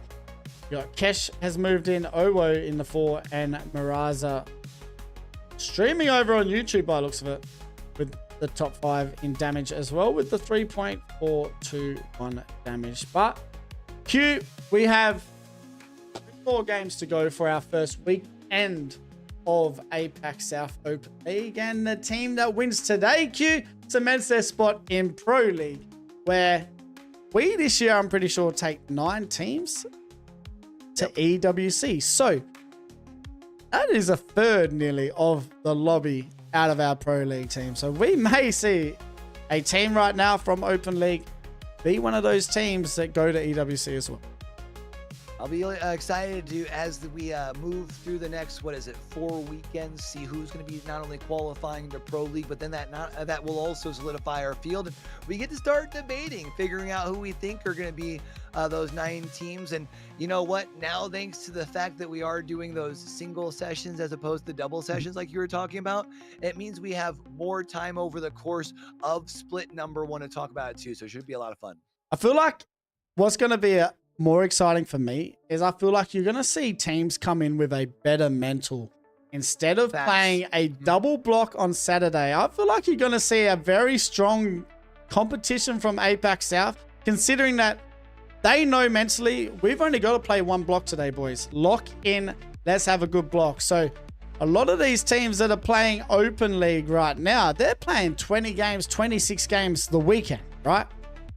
They make Pro League, they're only playing 6 every week. So at the moment, get through these hard stages. When you get to Pro League, you might actually find, hey, we got this covered, boys. Yeah, I mean, think about when you were thinking prior years, when we're getting towards like those last spots of like to go to LAN. There are teams that like you would be like, oh, well, they had a pop off day once, but it was like on a double block day where they would have like a 3rd place finish and then like a 15th, 16th on that 2nd block. And you can't blame them, right? You just played 6 games of high level action. Then you had to do 6 more. So I do think we will see more of a sense of consistency, especially for those, teams, in this case 5 through 9 probably, that are going to be qualifying for LAN. So I think a lot of good changes all the way around we've seen in ALGS, and I'm just excited to see exactly what that means as far as unfolding over the course of the next 6-7 months to get through 2 splits. That we do. We've got a lot of Apex up our sleeve, Q, and I mean, there's no better person to be right next to me. I mean, hey, we didn't share the same hotel room in Sapporo. We're gonna have to next time. Let's get into game number 4. Yeah, let's get into game number 4. Storm Point's where it changes. You know, I had talked about it in game number 3 as we had seen Expired starting to change the pace. I felt like going into Storm Point was where we were going to see them really start to move with a sense of urgency. I think being on Storm Point gives them a feeling a little bit more of comfortability for a player like Easy Flash. My eyes are going to be on Expired here in game 4. We're about to watch as we are getting into our first game here on Storm Point, and we'll see where we're heading, and it's going to go out to Launchpad for game number 4. So our first game for Storm Point, but one that I haven't seen for a while here, Q, and I'm pretty excited for it. Love me a good Launchpad ending. Let's see which of these squads is going to be able to find themselves some prime real estate when it comes to moving on in quick, fast, and in a hurry. I feel like when you talk about teams who maybe didn't necessarily have the best performance on E District, a change of scenery could very well be the reset that you're hoping for. But when we were on E District, Sony, we did say you have a bad game or two. Hey, you've got more time. Now that it is game number 4, now's where you got to realize that it's now or never for some of these teams that are in that like 15 through 20 range. Yeah, no, one of those teams is HCuff for me. So the fact that they get a really good zone here for game number 4, I feel like this is the game now that they can start getting their confidence back, because this is a team, just like Expired, that were very, very dominant in the lobbies, separate from each other. So we have 20 squads obviously still standing, but this is our game number 1 here on Storm.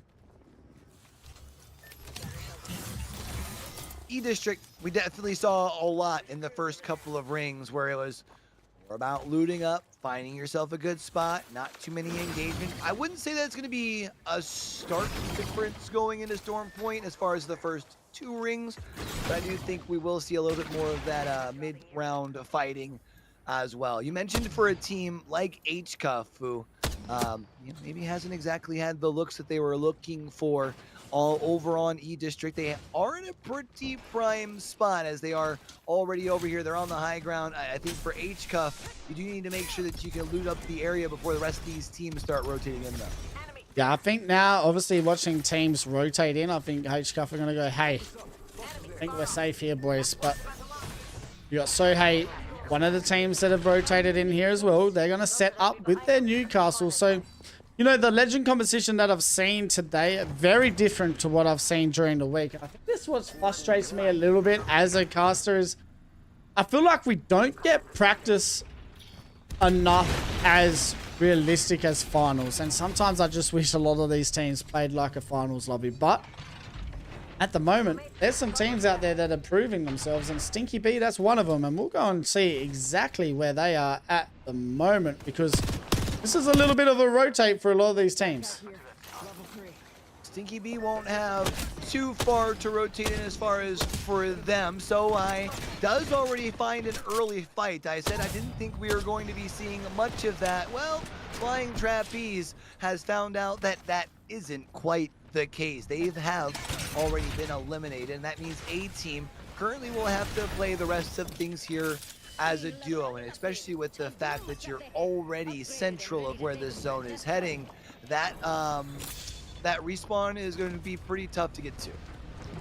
Yeah, I think A team may have back altered with napkin jersey, so they didn't have the see people in the building kind of scan. I think they went to land where Sohei did and kind of got caught out when they did fly in onto that building. So they do get the reset though, and they're very lucky because it is the Newcastle that they get back in, and that is probably the legend that you would like here in game. Definitely a big value legend for sure, especially in these early fight engagements where you're fighting more with those white, blue shields, more likely to fall. That reset ability that the Newcastle gives you is a huge value. So to be able to get that back here for A team has to have them feeling pretty darn good. But where they are sitting, they don't have very much room to navigate stuff. No, they don't. But I mean, this is kind of like the Death Trap house, I feel. There's a lot of places and a lot of kind of little sneaky places that you can play in this building. Well, also, you have these trenches underneath. So, but at the moment, Bing Zing, one of the teams trying to play underneath, looking to try and stay alive right now. And at the moment, they're not having much fun trying to do that.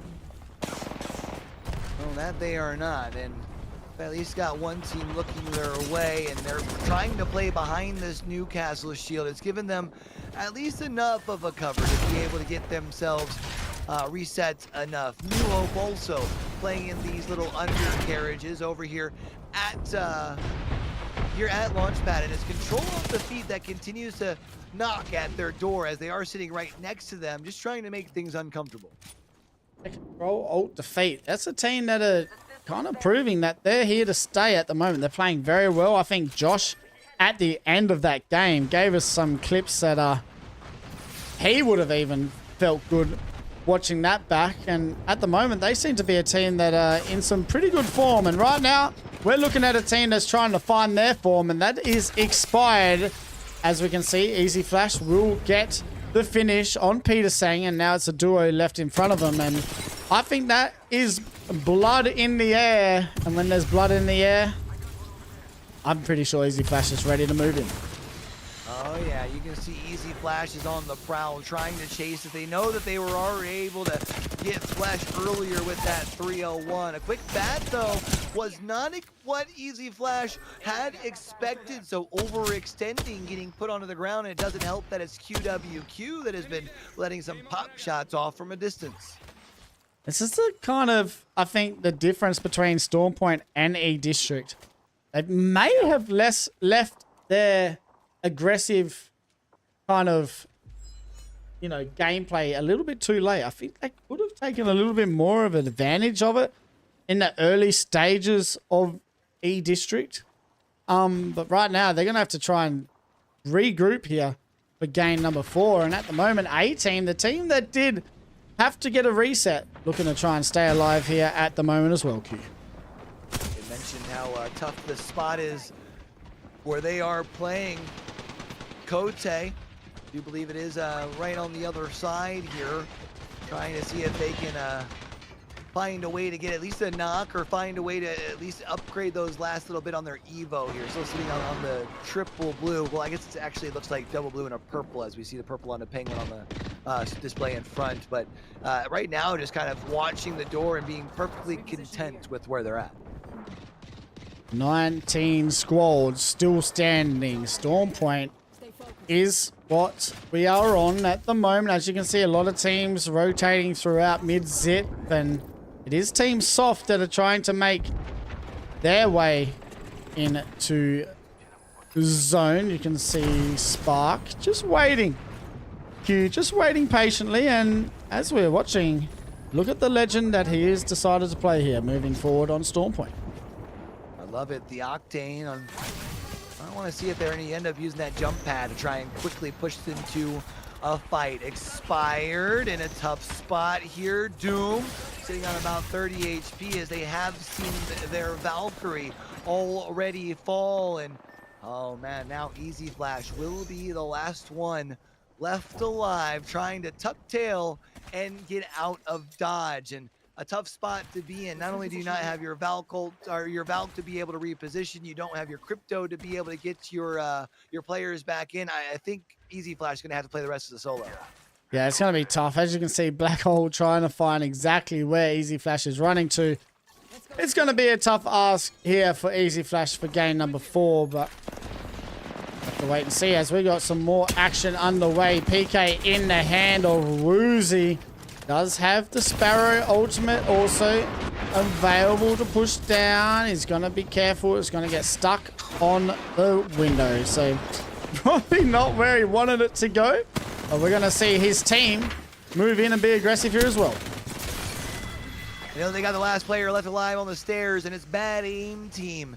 That will be the second squad removed from our first iteration of Storm Point. It does look like we've got a couple of other players who have been removed. We're down to 52, but it still doesn't seem like very many teams are worried about pushing the pace here, really trying to prioritize positioning over those early KP. We do have a couple of squads that are still left out on that eastern side. Easy Flash still trying to keep themselves left alive, but will eventually fall and expired.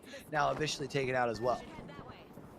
17 squads still alive.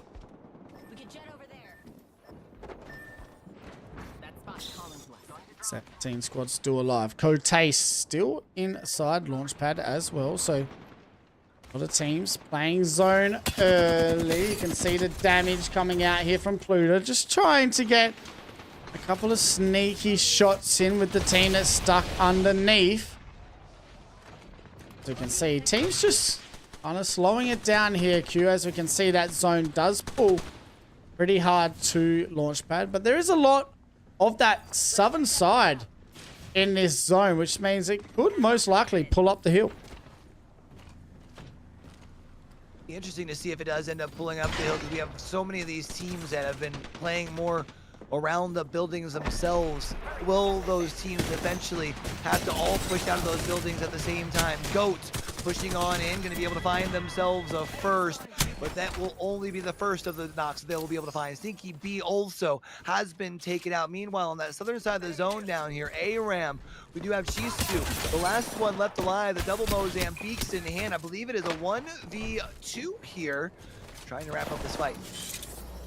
Here we go. ARAM now needs to be careful. We'll get the cell off as the drone out as well. So there's a lot of teams, or obviously individuals, very close to Chizu, and he's now going to have to try and hold it down as a solo. But we do see Shinobi Realm getting eliminated, and that is going to be Black Hole, who came in and finished that third party. Small Black Hole, just so we're all clear, since we've got the two that are in the lobby, and they are looking to be in a decent spot on the southern zone. They do have to come in just a little bit, but where they are at, you can see they don't have much resistance, and they will be able to use things like that small wall right in front of them to be able to play the cover on the high ground. Meanwhile, Magic Pellet on the northern side of the zone, taking the fight with QWQ, and they will be able to quickly get them removed from the lobby. WQ doing well here. They're going to get some kills, and now all of a sudden Black Hole moving in on inside the ring. Now this team have found it very tough here in the finals lobby today, Q, and it looks like right now they have it tough again. They do.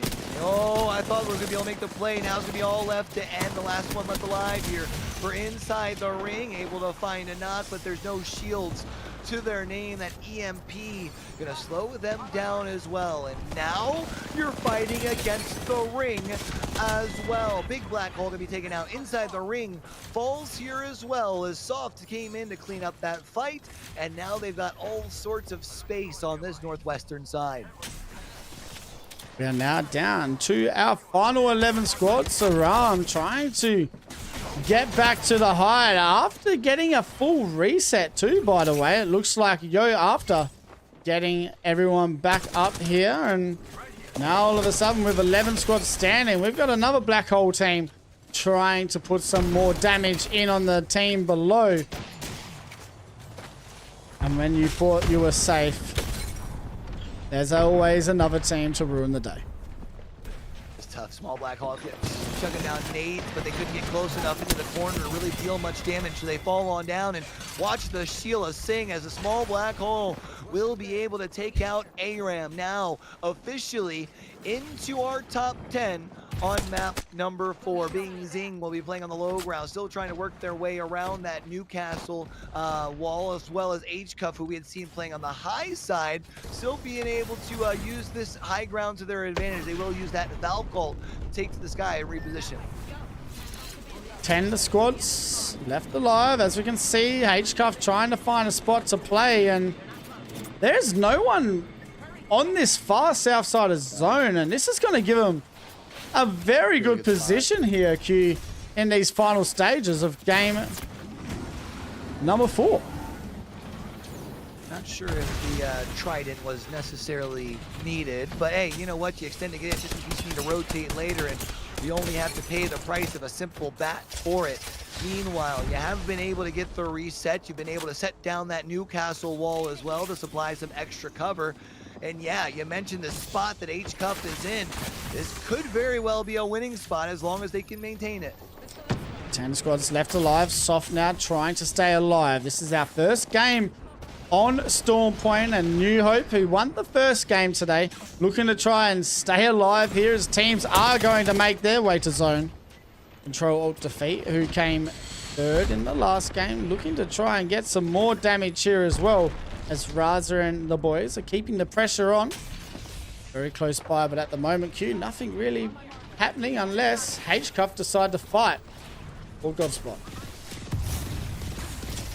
See if that is indeed their decision to step through, and now going to continue spraying across the way. They find a knock on to one, but they'll lose their Valkyrie here, at least for the time being. Trying to pick them back up is the Newcastle, but now the Newcastle falls. It's Sohai who comes in with a third party to clean it up. Such a smart play by Sohei. Sora moving in with the Wraith portal, going to third party H-Cuff. If H-Cuff clean that up, they take full control of that spot. And now H-Cuff will have to try and think about how they're going to play next game as they go back to the lobby. But right now, we're with Control Alt Defeat, as they're about to try and figure out their rotate in, as all these Valkyrie ults are happening right next to them. Yeah, the good news, I think, for Control Alt Defeat, as much as there were teams that were around them, it sounds like quite a few of the teams that were on top of them have been using those Valk ults to be able to reposition. That walks up above them, I think so. That's going to give Control Alt Defeat the idea to wrap around and take to the high ground on this building that they are on to make sure that nobody is rotating in from behind them. Kote going to be taken out of the lobby, and now Soft removed as well. Round 5 now starting to close. They're going to have to be quick here because the rotate in is going to have to be good, with this zone going to hurt a lot. And it looks like Sohei, they're getting rid of everyone that's trying to play their building. And at the moment, they might have to try and get rid of the team still trying to rotate in. Bing Zing, one of those teams that are kind of getting caught at the moment by Control Alt Defeat. Darkdale is going to come on out, but doesn't supply the cover that they were hoping for as one gets knocked. Okay, Josh coming in to try and help their teammate, but is the only player left alive for CAD. They will have to use the med kit to get back up to at least full health, which I do believe means they will have to trade the life, of their teammate here. New Hope has been eliminated in that 6th position, as now we're into our top 5. Black Hole still alive. One of the Black Holes, that is. Sohei, though, getting all the kills at the moment. They're sitting out here with 6 just from this building. We have a lot of teams trying to still hold the hill, and at the moment, that is Black Hole. And Black Hole, they look like they might be in a little bit of trouble as Magic Pellet moving on in, but that Newcastle Red's coming now. The swing by the Valkyrie was ballsy, but it's not gonna get the job done. 3 squads left. We have Sohei Magic Pellet, our final teams left alive, and we might see a Sohei victory here for game number 4. Only problem is Sohei is going to have to be playing into the high ground. However, that Newcastle ult helps. It gets the distraction enough for the teammates to be able to wrap around the rocks. They find themselves 2 knocks, and Tangbao will be the last one that is left alive. It's a 2v1. Make that a 3v1 as the Newcastle looking to get their teammate up. But Sohei has enough to be able to withstand, and they will indeed be your champions here in game 4. Sohei getting a 10-kill victory here. And I mean, they played well. They rotated very early to that building, held it the whole game, get the victory here. The game number 4. We'll go and have a look. As we can see, 10-kill victory for the boys. Sora getting the most damage and the 4 kills, but also the Newcastle getting a fair bit of work done there as well. We'll go and have a look at our match summary, and it is a 22-point game for Sohei. I think the best thing for this is that Stinky B, they've had a couple of stinkers in the last 2 games where the score now is hopefully getting a little bit closer to what it was. Yeah, I was trying to take a quick peek at where Sohei was at after that 22-point game. I think they're up to like the mid to high 40s. Stinky B still sitting in the low 50s. So now we do technically have a race between 1st and 2nd. but it still only feels like it's a 2-horse race. Everyone else kind of in the pack behind them. Of course, one big pop off from one of those teams that are still sitting in 3rd, 4th, 5th place, we could very well have us an interesting dynamic going into our final round on Stormpoint. We'll go and have a look at the series overall, and just like that, the scores are close. And I'll tell you what, it's pretty close from 6th to 1st. Stinky B still in the lead, only by 5 points there. Q so high, sitting 2nd. You got Magic Pellet moving into 3rd, Control Alt Defeat 4th, and QWQ in the top 5 situation. Q, I bet we better go and see which legend is getting banned here as well for game number 5. Let's go ahead and take a look here, as it does indeed. Oh, would you look at that? The Bang taken off the board. Heading in towards this next one, which is interesting because I feel like the Crypto continues to hang on tight at that like 2nd most picked spot in every lobby, but never being taken off the board as a ban. Yeah, it's an interesting pick. I mean, 2 Assault Legends gone already, something that I haven't seen at all throughout scrims. Usually it's around the 2 Skirmishes and 2 Recon Legends, but at the moment, Recons are still standing, as are the Skirmishes. So we'll have to wait and see how the rest of the game goes, but we only have one more ban to go, Q. And by the looks of that last game, there was a fair few Ramparts out there as well. Yeah, I mean, the Rampart give you a pretty decent value, especially not only with the walls, but who doesn't love letting the Sheila sing? I feel like especially on Stormpoint has been a place where we've seen Rampart in particular be able to have a pretty consistent sort of pick rate over the course of the last couple of seasons. But Shohei will be the one who walk away with the first win here on Stormpoint, as we see who have won those first 4 games itself. 2 more to go, and it's crazy to think that we're already almost done with Open number 1 here, Sony. Yeah, it's insane. I mean, we'll go and have a look who's been insane so far, and that's going to be the boy from Stinky B. But at the moment, they've kind of settled down because this man has had that many kills since game 2, I'm pretty sure. So, Ursi on top, Jakova sitting 2nd, Woozy coming in 3rd, Easy Flash starting to cook himself as well.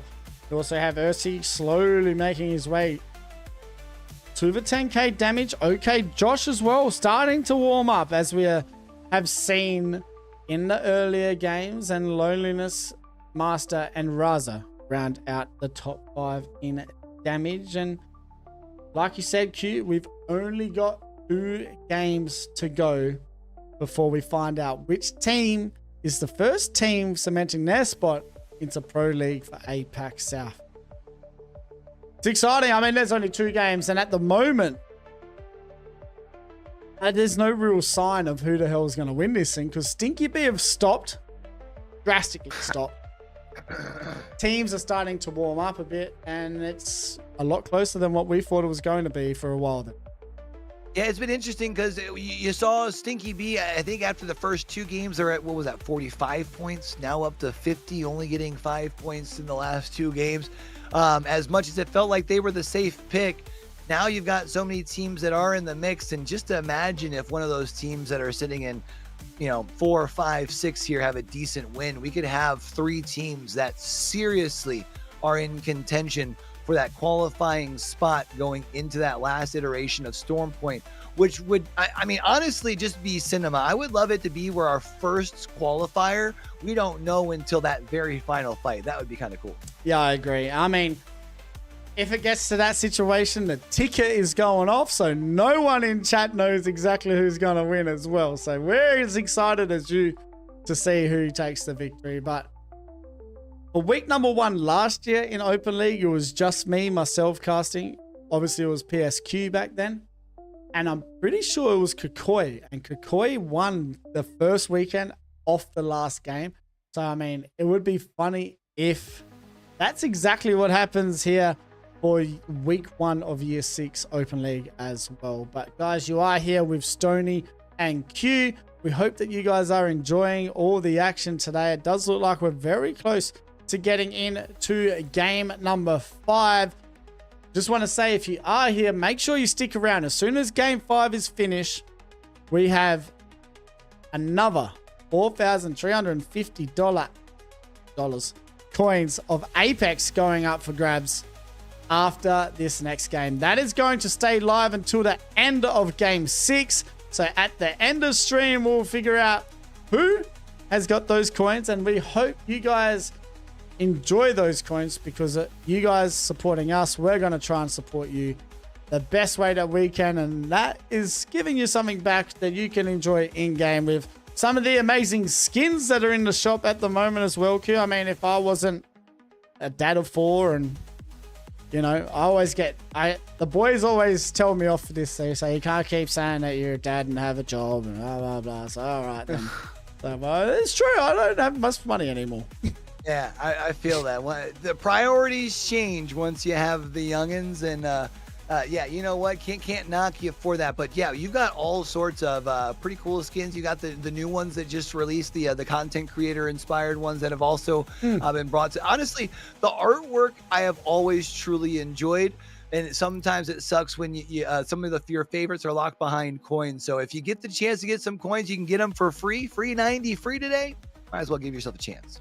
100%. All right, game number 5 shouldn't be too far away. It looks like it is 10 seconds away from starting. So far, Q, Stinky B. We talked about them early, how aggressive they look, how strong they looked. Obviously, a 23 kill game is going to give you a pretty hefty lead, right, after 2 games. But at the moment, they don't seem like they're keeping that aggressiveness in play. They're kind of getting stuck in their way. Yeah, we haven't gotten to sit on board with them too much. I can't help but wonder, with as much as we saw them being aggressive in those first 2 games, if they looked up at the score after game number 2 and said, hey, boys, we're in a pretty good spot. Let's just make sure that we play alive. And as much as that sounds like it makes sense to people, well, yeah, it's just stay alive, focus on placement points, sure. But then when you're not playing your game, it's very easy to cool down when you are playing hot. That's why sometimes I do think for teams, if you're playing aggressive and you're frying out, just continue, running that same, if it ain't broke, don't fix it. Continue working that same sort of cycle until you do need to start slowing things down because you're forced to, not because you think you have to. 100%. And I think that's what's happening with Expired. They're now overthinking how they should play because of the first 2 games. They were pulling themselves back for what knows reason. So we're about to see game number 5 start right now. It looks like everyone is in the lobby. Q, let's go get it. Look, as far as we got legends starting to come across, what we might think is the ban. I'm seeing a decent amount of Valkyries, and honestly, on Storm Point, to see a Valk ban, I can't say that I would be too surprised. So we'll have to keep an eye on that as we head towards the end of map number 5. But well, let's go ahead and take our first look as teams do get ready to drop. Where does it go? Nobody knows. Potentially maybe a barometer or maybe even pylon, but only time will tell. Yeah, this one sometimes, is definitely going to be that hard barometer zone. It could be the one that pulls towards that western side of barometer. But also we'll have to wait and see, which I kind of like these 2 zones we've been gifted here in the first 2 games, Q. There's a lot of places they can play. There's some places underground. There's some buildings. You've got the nut buildings over here. You've got the cave. You also have a building on the outside. You've got buildings at the back. There's a fair few spots for these teams to play. So hopefully we're getting another good quality game for game number 4. Yeah, for when you talk about end spots in Storm Point, yeah, we've definitely got 2 zones that offer a lot of layers and a lot of places for teams to be able to find and create some cover. Speaking of creating covers, more thinking of along the lines of new castles, the ramparts, etc. But as we do get ready to start seeing our first little bit of engagements heading in towards game number 5, who else besides Expired do you feel like really need to be able to use the second to last game to turn around their series so far? To be honest, this team. H-Cuff? H-Cuff.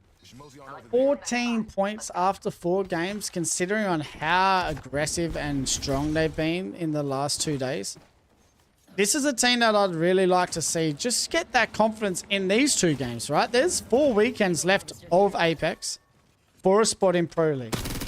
Don't let one bad weekend ruin your momentum, because sometimes a game, a couple of games like this can actually ruin it for the next 3 weeks mentally wise. Yeah, for sure. And we were talking earlier how it is like the collective scoring on those placement points that you collect up, or should I say the open qualifier points that you collect up based off of your placement in those lobbies. So even if you're able to increase for a team like HCUF and go from, bottom third to middle third, or maybe even up into the upper third worth of points, that's a big difference when you talk about potentially qualifying into those last 4 spots once everything's all said and done.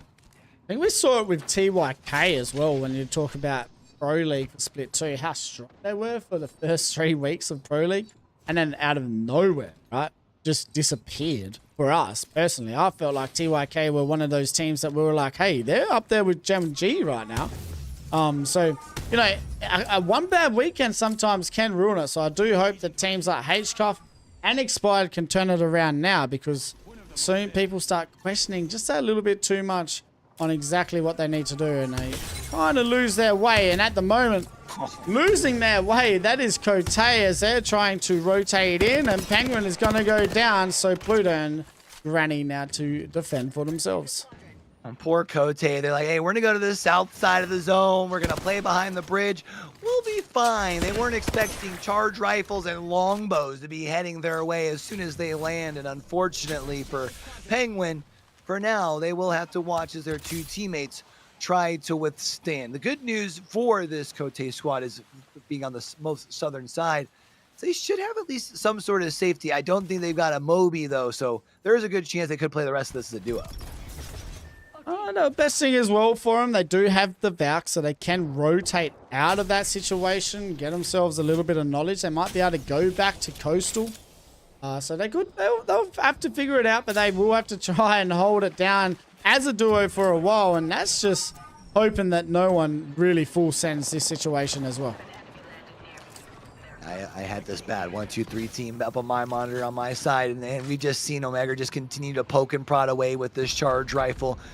Hasn't been able to hit too much for like big damage, but creeping up on that first 300. 3 blues all the way around for bad 1, 2, 3 first. But the big thing for me for this squad is they do have one of these taller tower buildings, and they are more towards that top floor. So they will be able to continue to kind of poke away at teams as they start to rotate in. Yeah, they got the spot where you can be aggressive, right? You got to show your presence. You've got to be like the team that is a little bit scary, because you don't want to rotate closer. And right now, this is a team that we need to be scary. That's Expired, and they're going to get some kills here early on. They get rid of the first team. Bad aim team. See if they can use that as like the catalyst, the jump starter, the igniter to get things going here in game number 5. I was trying to think back to what game we had seen them have a pretty decent eliminations marker in. I believe it was game 2 where they got 12 eliminations despite only having 2 placement points. So we know that they can pop off, but they got to be able to do that while also making it to the end of the lobby. Expired now need to be careful. Looks like they are getting shot in the back, and that's from Team Goat. So Team Goat trying to maybe get rid of Expired here early in game number 5. Or could this be Expired's game to get some points? I mean, Easy Flash, the boy that we really need to turn this around, might go down, and he will. This does not look good for him, as Team Goat are going to try and capitalize.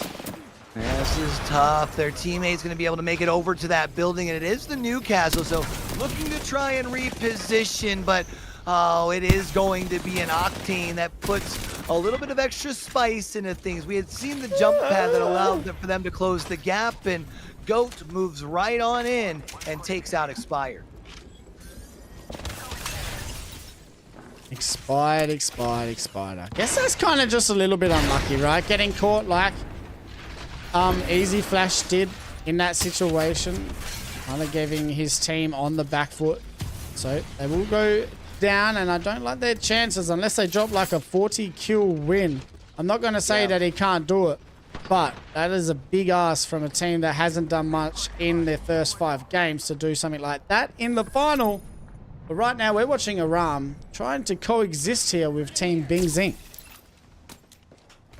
I don't know how much coexisting they're looking to do here, Stoney. They've got grenades in hand, and I think they're looking to actually just take this spot. They're saying, knock, knock, I'm coming on in. We see the ults from the Sparrow getting sent up their way. Bing nice Zing, nades. all sitting low on shields. Nades getting sent their way here as well. 2 players taken out as now it's just the Rampart left alive. It's a full send here from ARAM to take out Bing Zing. Yeah, easily done there by that team. And now all of a sudden, Team GOAT, they're going, hey, if Expired don't want to play aggressive, we're going to use Parfy and Octane this game with a little bit of drone help and full send these teams. They already have 6 kills here. And I mean, they're only at 30 points. If they have a banger here, they could put themselves in that top consideration as well. Yeah, this was one of those teams that with a decent game can put themselves up into the mix. I like the idea to go with the full send because they do know that if they're going to be put in the mix, it has to be quite the banger here. You had already mentioned already quite a few KP to the name. They're going to go ahead and use the balloon here as well for a quick reposition to continue moving down south. It's only the second ring that is starting to close here, and we've already got 6 squads removed, Stone. 6 squads gone. As we can see, a lot of teams moving towards that south side, and it is going to be most likely pulling very deep at the back of Barometer. And one of the teams that I wanted to show up here for game number 5 is HCuff, and they've kind of put themselves in a really good position here with this Newcastle. They have themselves in a good position. They also were able to use that wall to give them cover. And I feel like back on this southern side, it's kind of tucked away enough where usually you're out of the way where teams don't look your direction. The worry that I do have is if you have any late Valkyrie ults trying to move in towards Barometer, and while they're in the sky, if they don't realize in the middle of Barometer there's not much room, HCuff could very well become a full send sort of position to send onto. Yeah, it's going to be tough. QWQ, another team at the moment. Jack of the, I don't know if he's maybe DC'd here. 18, very close by as well. So it's kind of slowed down a little bit, Q. As we can see, round 2 is starting to close. But we did lose 6 teams pretty early on here. And at the moment, it does look like that is kind of just taking a step back. Yeah, I would say probably due to that aggression that we saw, we will not see very much more. I mean, on the map right now, a majority of the teams have already made their way either to Barometer or that little space between Barometer and Cenote Cave. So it's not like there's going to be very much more edge fighting left. And, well, I think for a lot of these teams realizing that there's only 2 games left as well, this is going to be where those placement points start to hold more weight.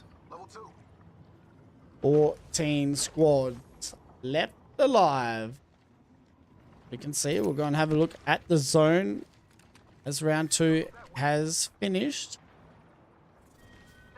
We can see that everyone is trying to make their way into zone at the moment. Everyone that is in chat, if you guys do want to win those coins, it does look like you are able to right now with just a simple exclamation point Apac South, and you will go in the running for some Apex coins. 4,350 coins. I tell you what, that will get you 4 seasons worth of Battle Pass. That's a fair bit of coins there, Q. Big stonks, baby, big stonks. And if you can get them for free, you might as well try. So go ahead and make sure you're putting in exclamation point Apac South in chat as we do continue along the way. I think I'd seen, 2 announcers at the end, or 2 different winners announced at the end. So it should be a lot of fun. Yep, 2 different people as the first one that won it. Unfortunately, is on console, so doesn't work for console. That's okay. So hey, now trying to stay alive, Shinobi Realm in the same area as well. Black Hole trying to figure it out with those invisible spikes. That's another thing that Catalyst has now, right? Which I think is kind of OP. It is interesting because people have always talked about how annoying those spikes can be to play around. So now that the fact that they can be hidden away until you're getting ticked by them, it makes them that much stronger, honestly. And I love to see a reemergence of the Catalyst. I feel like a legend that lost love for a little while. Yeah, and also the changing of the wall. So being able to do it vertical or horizontal, I feel like that is something that is kind of low-key a real good change by the devs. I think we got the chance to meet a lot of amazing people that do work for Apex in Sapporo, and you can tell they're just as passionate as the rest of us at that event just by talking to them. So I am hoping for a pretty good year of Apex, but at the moment we're watching week 1 for Apac South, and we have 14 squads still standing with round 3 very close being closed. Yeah, so essentially over the course of the time between the closing of rings 2 and 3, while there have been shots that have been had, some damage that have been spread apart, there really haven't been any eliminations. Kind of like we were talking about after seeing a lot of early engagements in this map number 5. Things have been slowed down quite a bit, but now that the zone actually pulling slightly away from Barometer, and it is indeed moving towards that small island between that and Cenote, as these teams have to close and, or should I say, they have to rotate away from their buildings, there's not going to be much cover. This 14 could very well turn into 6, maybe even 7 here quickly. It's going to be interesting. This next zone, like you said, is going to be a tough one to rotate because that is a lot of ocean, Q. A lot of ocean to play, but I think the advantage here is that Newcastle is still standing, right? So I don't know what the hell that Rampart is doing. He just dropped down in the open. And he will get eliminated. Shinobi Realm. They go down, but now Bad 1, 2, 3 playing above Sohei at the moment. 11 squads still standing, no Q. We have to wait and see exactly how this is going to work out for all these teams. Well, earlier you had mentioned for H-Cup was a team that you felt like really needed to capitalize in game number 5. They are the team that has the lone possession of that little island between Cenote as well as Barometer where this thing is closing in. So if they can keep alive, it's good. Meanwhile, Bad 1, 2, 3 and other squads are just going to simply try and get some elimination points before trying to rotate on in. And Sohei will be eliminated. We're officially into a top 10 scenario. Yep, and as we thought, they might have been safe, Sohei. It did look like they were getting pushed by another team, and they will get eliminated as well. So it jumped over to Stinky B, who's on the total other side of the map to where they were. And Black Hole, that's a team at the moment that has been quite consistent. A little bit more consistent than the big brother Black Hole. The 9 squad is still standing. We're going to go and have a look as Bad 1, 2, 3 still standing here as Aram are right nearby. Who's going to be able to come out on top here? Song Yu looking to try and hit the bat before pushing on in, but the problem is now an EMP. Going to come in and slow this team's rotate down, even if it is momentarily. Meanwhile, A team has a squad pushing in on their positioning. That's Soft, who will be eliminated. Yeah, that's great play by A team. They just get exactly where they needed to be, the corner of that building. And now they just need to be careful because here comes the push from Aram, and they're still standing, which means they were always going to come in and put in some work. And Yo After needs to be careful as A team do get the reset. Now they get to try and relax just a little bit here as well, as we only have 6 squads left with round 5, 45 seconds away from closing. Squad's alive. Who's going to be able to make it into the top 5? Who's going to be the first one eliminated here? It looks like it's going to be ARAM. That's sent back to the lobby. It's a tough position for A team as it is the Newcastle that does fall, but they should have enough space and time to be able to get them back into play. You had mentioned for Small Black Hole as they have kind of been the silent assassins in the lobby, consistently consistent through the course of the first 4 games.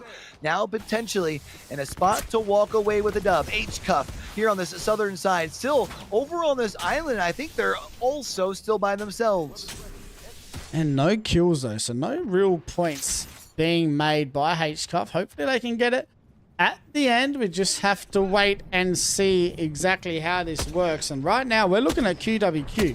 They have 6 kills at the moment. The problem with the rest of the lobby is that Stinky B is still alive as well. So this is where it gets a little bit tricky for teams as they're letting all this happen. And right now QWQ are trying to hold off A-Team.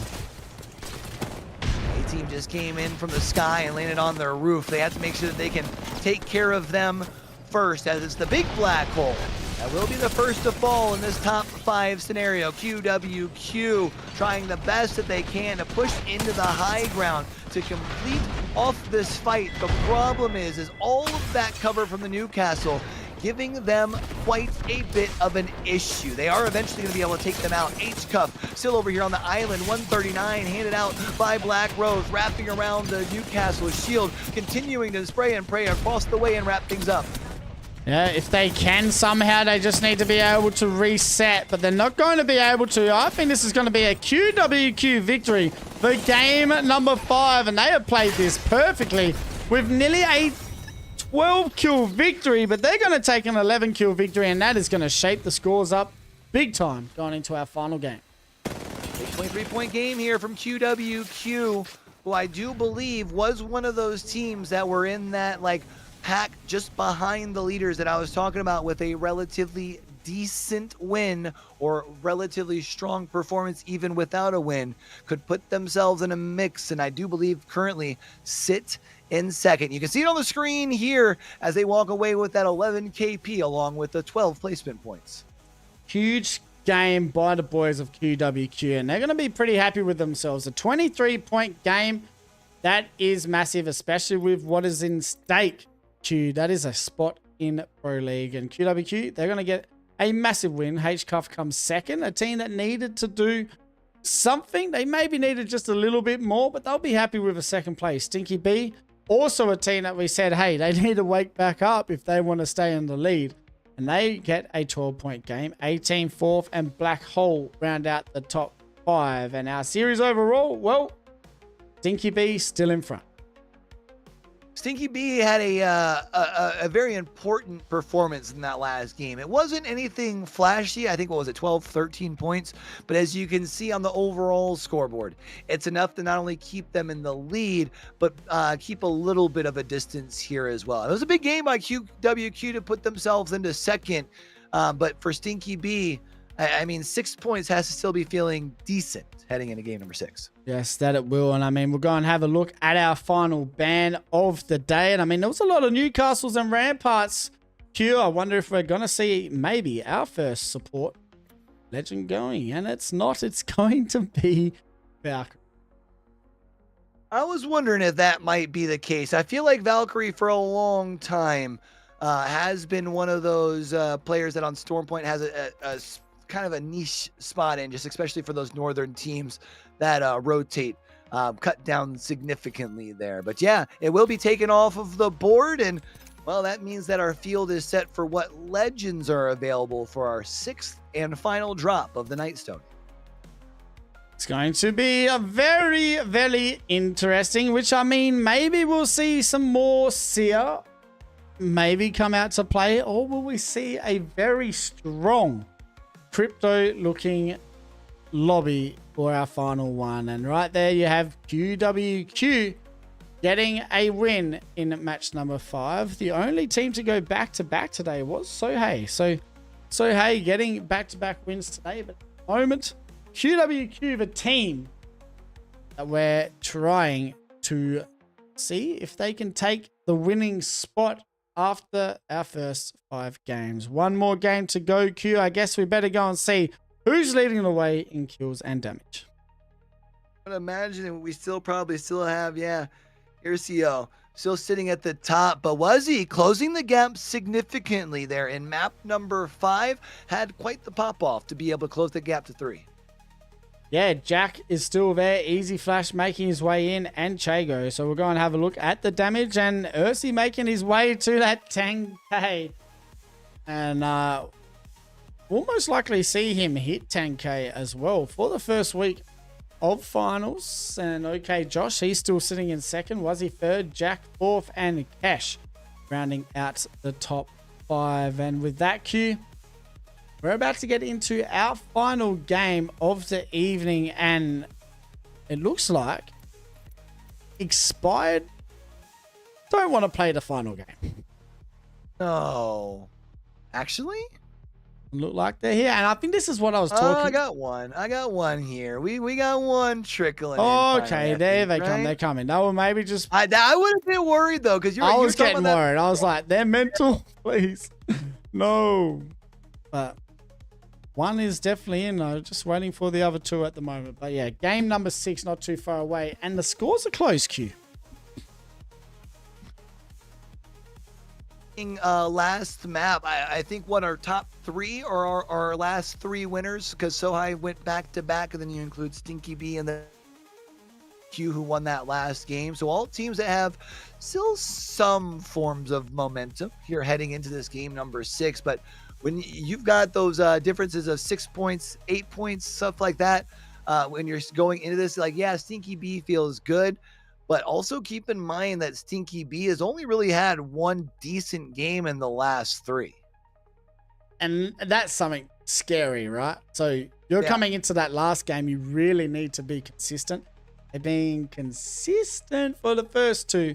Let's see if they can be consistent for the back 2. And they will secure their spot into Pro League, or will they not? Because right now the scores are bloody close. And QWQ, they are sniffing. They are right there. Just grabbing at the ankles, waiting for their opportunity to secure their spot into Pro League as well. As we did say, though, in the game, there is still a chance to win some Apex coins. If you guys do want to win 4,350 Apex coins, exclamation point, sorry, Apac South in chat for your chance of getting some points. We have a lot of coins to give away over this split as well, so make sure you guys stick around, show some support, hit that follow button. We are live over on YouTube as well, so we got our year ahead of us. Q, we had a busy back end of the year last year, and at the moment I'm so excited to get back into it already early on this year.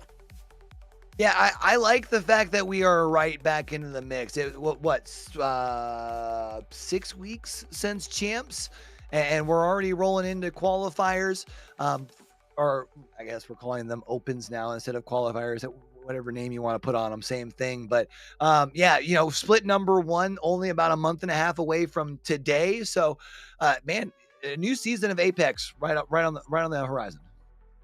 Yeah, I'm looking forward to it.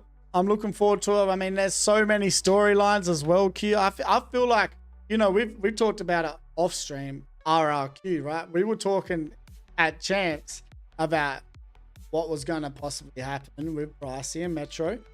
We were talking about they will join, but who will join with them? Strafe join with them. So that is a team that, we get to look at this year. Like, hey, make some noise, boys. But yeah, I'm excited. There's so much stuff that's happening this year for Apac South. There's also a lot that's happening for Battlegrounds.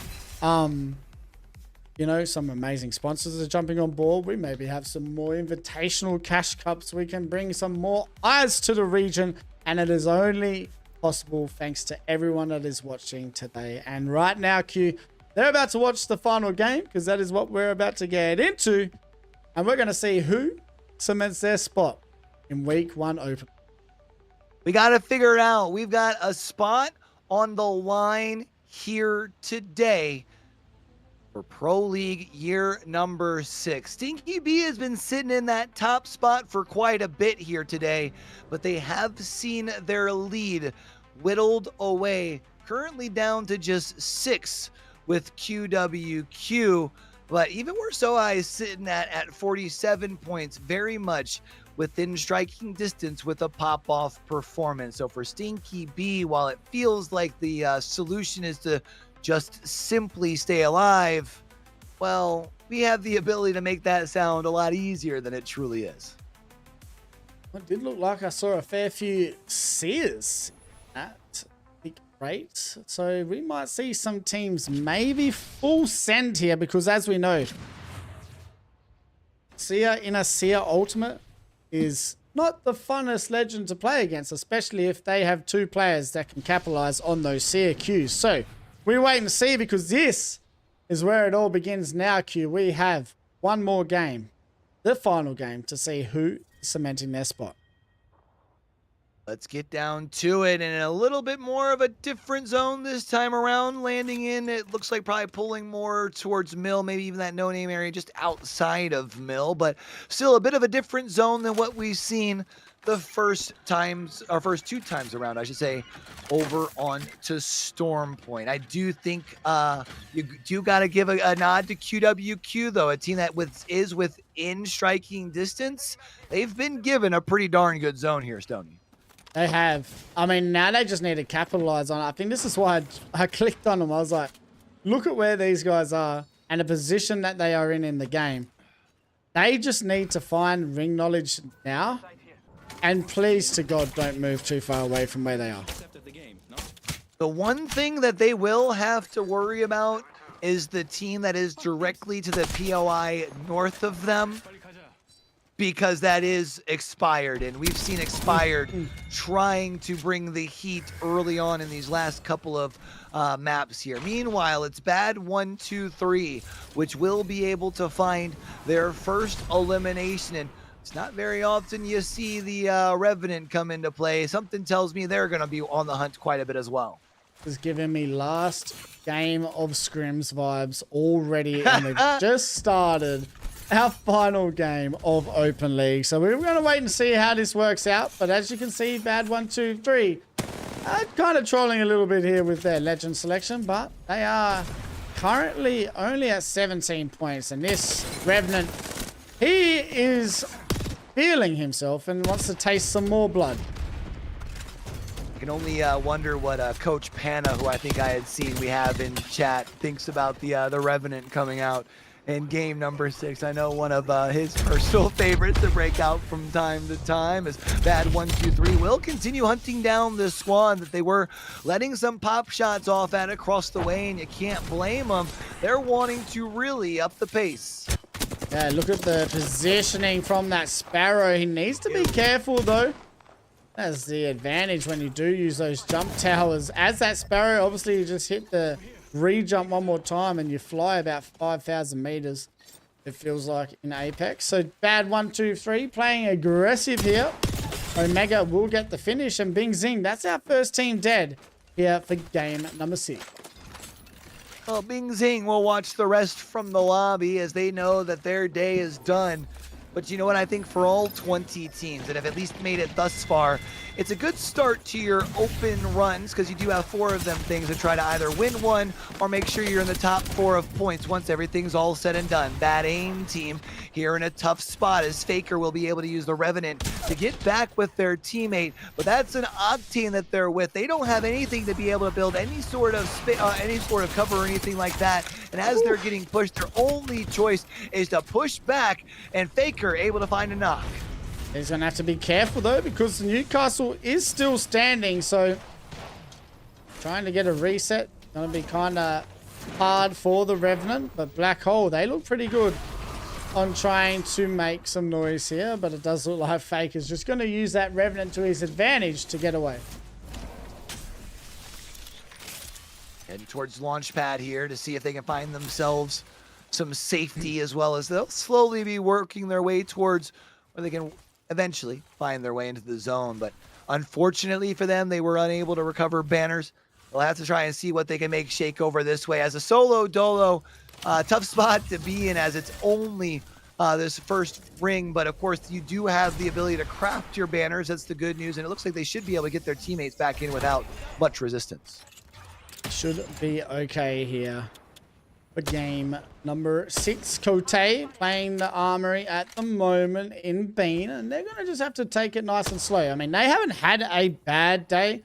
Yes, they're stuck on 20 points right now, but they should still be pretty proud of themselves for the efforts that they've put in over the weekend. But, you know, sometimes having just a bad finals can really ruin the mental for a lot of these teams. 80 seconds left here as this first ring closes on in. And as much as we are wondering if there is going to be a change in the pace of play as teams feel like they need to really start moving with looking, or should I say be hunting for more of the KP, we only had those couple of early fights and it seems like the lobby has kind of calmed down for now. I would say though, if you take a quick look at the map, we don't have nearly as many teams that have found as far as information towards where this thing's going. We've got teams still spread out all over Stormpoint. That we do, and look at these nades coming through. This is going to do a lot of damage for control, alt, defeat. They get some cracks. Out comes the Octane.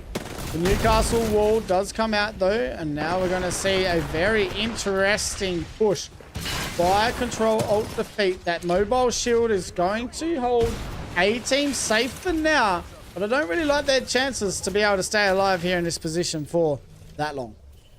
Yeah, I'm not a big fan of where they're positioned, but you do have both the Rampart and the Newcastle, I suppose, to be able to build the cover, extra cover that you're hoping for. But I would still probably try and find themselves a new spot sooner rather than later. Meanwhile, over here on the high ground, just south of Mill, you got these rocks where Control defeats looking down towards A team, and they're looking and scouting around. It doesn't look like there's any other teams in the area. They could very well push towards that bridge here in a moment. They could. Out comes the ballistic. Inside the ring, playing aggressive. This was my pick to win the day, but they have just not had much luck either. But it looks like they're going to have a little bit of fun with Fusey at the moment. That's another legend that has kind of had some really cool changes, but it feels like maybe the changes were a little bit more fun for the casual side of the game. That's okay from time to time, right? Let the casuals enjoy fun with different players. Yeah, not every change needs to impact the competitive level. I do feel like that is one that definitely just doesn't quite hit the mark, and I'm kind of cool with that. Inside the ring, though, you had mentioned a team that maybe hasn't quite had the look that they're hoping for throughout the course of the first 6 games. They're going to have a whole heck of a lot of ground that they're going to have to cover. They do have a couple of other teams that are still out their direction. Maybe you can pick up some kill along the way, but the problem that you trade out for that is there's not going to be much real estate once you do rotate where the zone's headed. Expired, the team that we need to make some noise, trying to make their way into zone. It looks like Shinobi Realm. They're chasing a solo Wraith by the looks of it as well, with 17 squads left standing. I mean, this isn't got scrims written all over it. There's a fair few teams still in this lobby at the moment. You can see the Rampart coming out as well. Now all of a sudden it's Shinobi Realm that are going up against New Hope, game 1 victors here in Cascade. Hope have had while they had that good first start, it have been kind of quiet. Let's see if they can at least make sure they still keep their chances alive with a big team fight here. Unfortunately, they've already lost their Rampart. White TPS will fall back to make sure they can hit their bat, but now they will be the last one that is left alive. Steps through with the R99. Looks to try and at least find a knock on the 1, but they are knocking on the doorstep. Shinobi Realm falls, but that's because a third party has come in, and it's Expired who's going to play cleanup. Expired already with 3 kills. And I mean, they need another 20 and a win to just be on 48 points. So it's going to be tough, especially when Stinky B are on 65 and also still alive with 2 kills right now. Trying to rotate in towards that barometer area. Yeah, you'll notice as the Stinky Bee going to be one of the last ones to the party, it will mean that they are hoping for the rest of the lobby to kind of help with those placement points, because that's really all they're really trying to focus on. And ARAM also still has quite a bit of a rotate till they are able to get where they're trying to find a spot into zone itself. There's a minute left until zone number 2 finishes closing in. Meanwhile, it's Magic Pellet was closing in on a fight. I think they're just trying to make sure they can wrap down this building here. Out to 15 squads.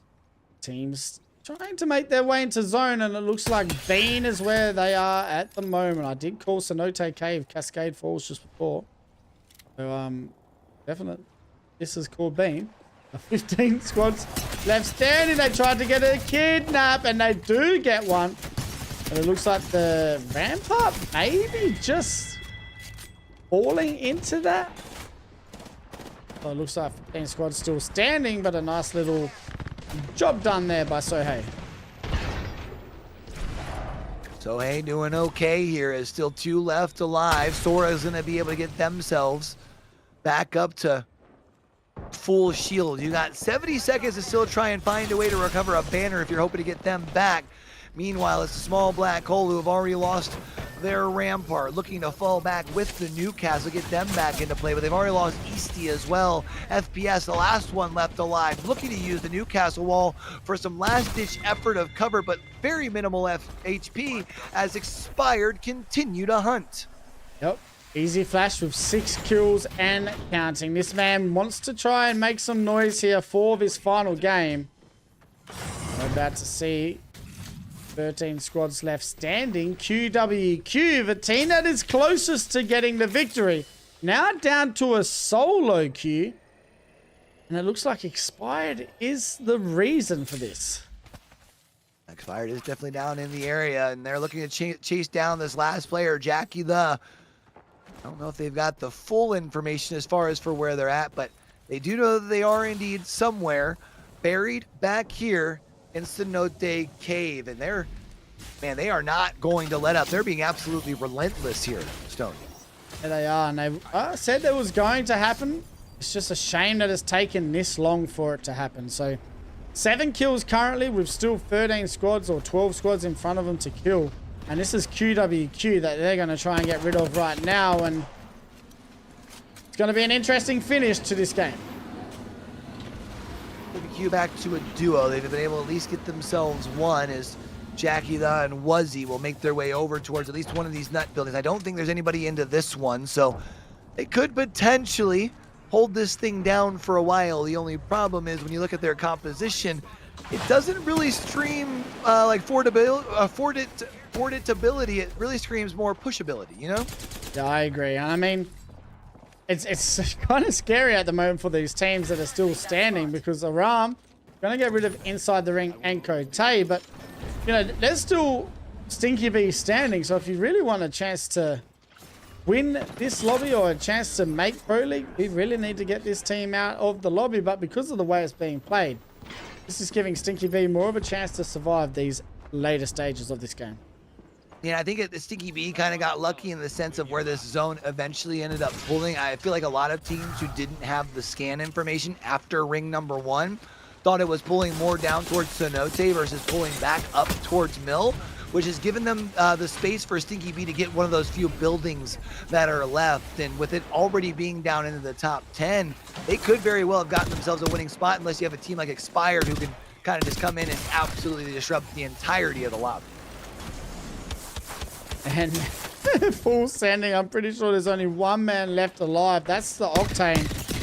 They know that's a duo at the back. Oh no, Easy Flash just kind of not hearing that Octane behind him.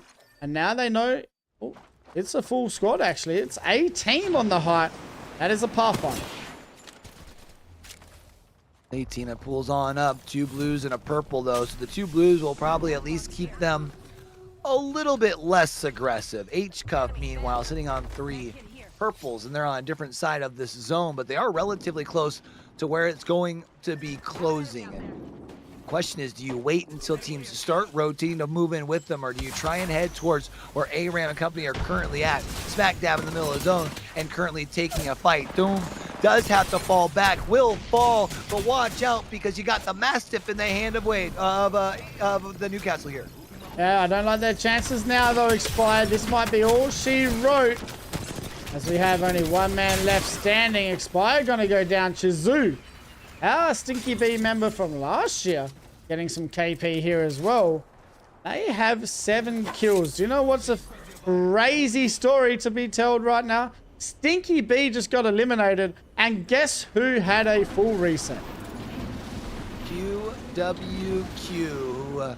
Had pretty darn good performance in that last map and now find themselves on the high ground just inside this next zone. QWQ has played this patient and they could very well be the benefits of it. Control Alt Defeat getting put down as well. So the Revenant seems to be doing okay at the moment. Team Goat down to a solo Octane. It'll be quite hard for him as we have 6 squads left standing. H-Cuff still alive, but they do need to rotate here, Q. And this is where I feel like QWQ might be able to take advantage to some of these teams rotating in.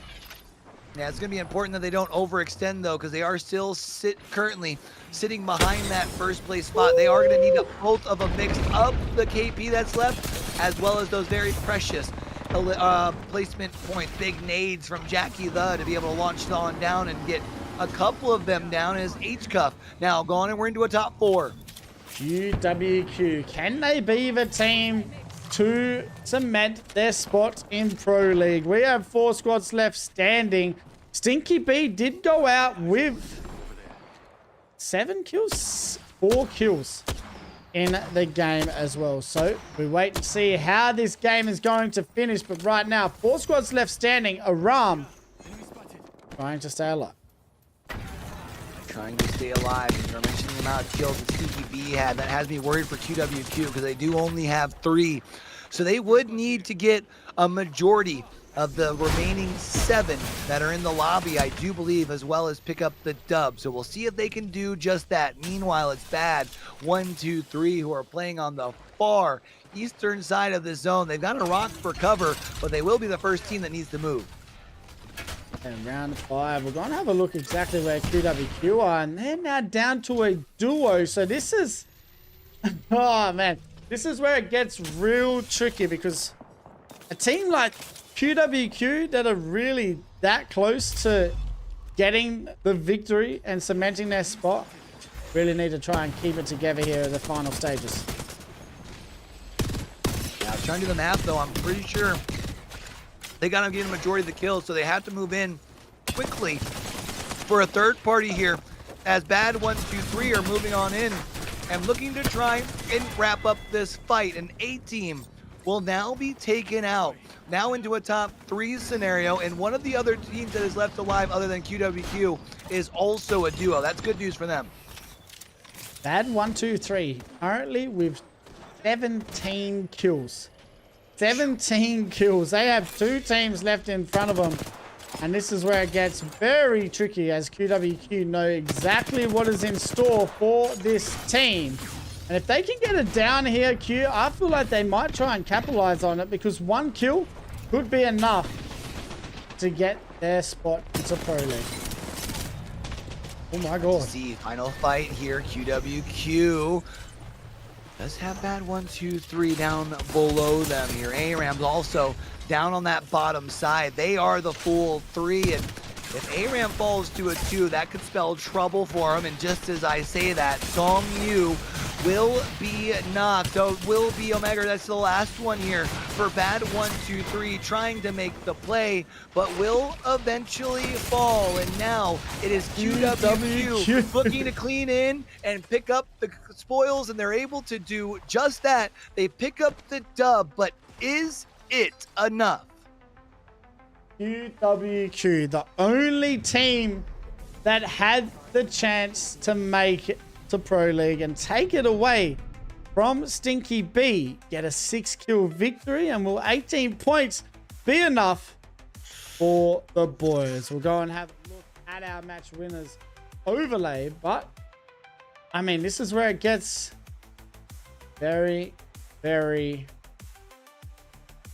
nervous times for these teams. We'll go and have a look at the match summary, Q, and see exactly how much points Stinky B got compared to QWQ.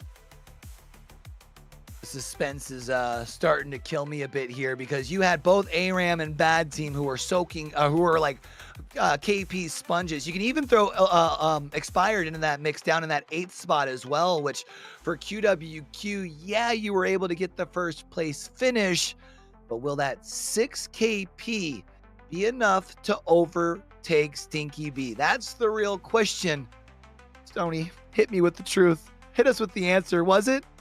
QWQ will cement their spot in first week of Open League. They are now Pro League, and QWQ, they deserve it, because their last 3 games were huge. Yeah, what is that? Back to back to be able to finish things off for QWQ, to be able to go from kind of in the middle of the pack to on the prowl to being top dogs in Open Lobby Finals #1. I mean, definitely a story that is worth telling. QWQ, congratulations, because that was fun to watch. QWQ get an absolute huge victory. And I tell you what, we're so proud that we get to watch this team cement their first week into Pro League, and they did it very comfortably at the end there. Kind of comfortably, but not. Stinky B, they'd be kind of kicking themselves, Q. A 23 kill victory, and you're telling me that that team did not win the first week of Open League. I feel like they're going to be not too upset about it. At the moment, they still got enough points over the weekend to cement that overall points, especially if they can keep it going over the next 3 weekends. But Stinky B, they'll be kicking themselves a little bit after that. Yeah, it's like, man, unfortunately, I am going to have to run through the gauntlet at least one more time of these open runs, right? Because like you mentioned going into today, they had already played, what was it, 20 games or something like that? Or they were at 18 games before this started, right? So you're at 24 games through the weekend. So for Stinky B, you will have to run it one more time. But you did mention the cumulative scoring as far as for those Pro League points. And Stinky B at least gets the most points on the weekend for a team that didn't already qualify. That's it is. We'll go and have a look who would have been banned. Q, and it would have been a Wraith. So that means that, after all, Crypto and Newcastle survived the afternoon with 6 games left. After 6 games, we see no Crypto. Does that mean Crypto spent 6 straight games as the #2 picked legend, or were they might know they were 3rd picked in map #1, right? Yeah, it was 3rd. But then after that, second. That's crazy. Very crazy. But we're going to have a look, and you can see QWQ getting back-to-back wins to cement their spot in Pro League Q after 6 games. And, you know, it wasn't massive wins compared to, you look at Stinky B's win with 23 kills and a victory. But at the moment, man, they'll be pretty happy with themselves. But to put into perspective, like what they finished at 75 points, I think it was, right? Was their total for all 6 games. When you tally up their points for match 5 and 6, that's 37 points. They got half of their points on the last 2 maps. So it just goes to show that it's really never truly over during a 6-game series, as long as you can make sure that you're getting some sort of points through the first half of the day, right? Because if you can pop off the way QWQ there, I mean, anybody can. And that was, I think, a perfect example for the rest of the teams that will be back for Opens 2, 3, and 4 of why it's important to keep your head in the game.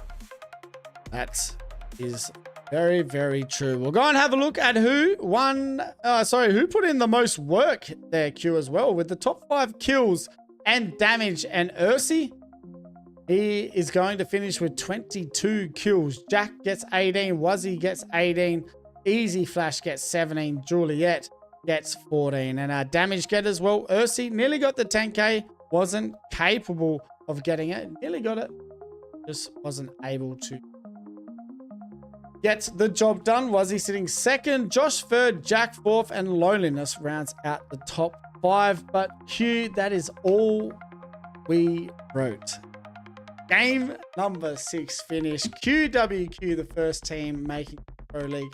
We now get the chance to see the next 3 weeks who is going to cement their spot. But tonight, it was QWQ. QWQ put on a heck of a performance, going back to back like that one great Drake track to be able to secure themselves up a spot here. And now we get to kind of look forward through the next 3 weeks. It's going to be important to see which of the 19 other teams that were in our finals lobby today can keep that consistency. Because again, yeah, 4 teams punched their tickets to Pro League by winning each of these 4 opens, but then there are still 4 spots available at the end for the teams who have the best cumulative performance across those 4 weeks. So I think important that as much as it is important to have a strong week number 1, you've got to find a way to be able to carry that momentum over. That they do, but that is it for us, Q, which means week 1 is done. We got 3 more weeks to go before we get into Pro League and QWQ. They're going to be the first team heading to Pro League. I feel like I've said Q way too much today. So Q, you can finish off today and we will head out of here and get our asses back next week. Yeah, we appreciate all of y'all for tuning in and hanging out with us. I need y'all to do me one quick favor. I need you to make sure that if that follow button down the bottom right-hand corner isn't smacked, you smack that thing and you turn those notifications on. That way we can catch you back next week and every week through the course of year number 6. It's going to be a banger here in Apac South. We love you guys. And until we catch y'all back for the next one, man, don't forget, with everything crazy going on in the world today, be true, be you, be sincere. Game hard and love hard. All right, y'all. That's Stoney. I'm Q. For the rest of the crew here from the front to the back, y'all have a great rest of your week. Peace. We're out of here.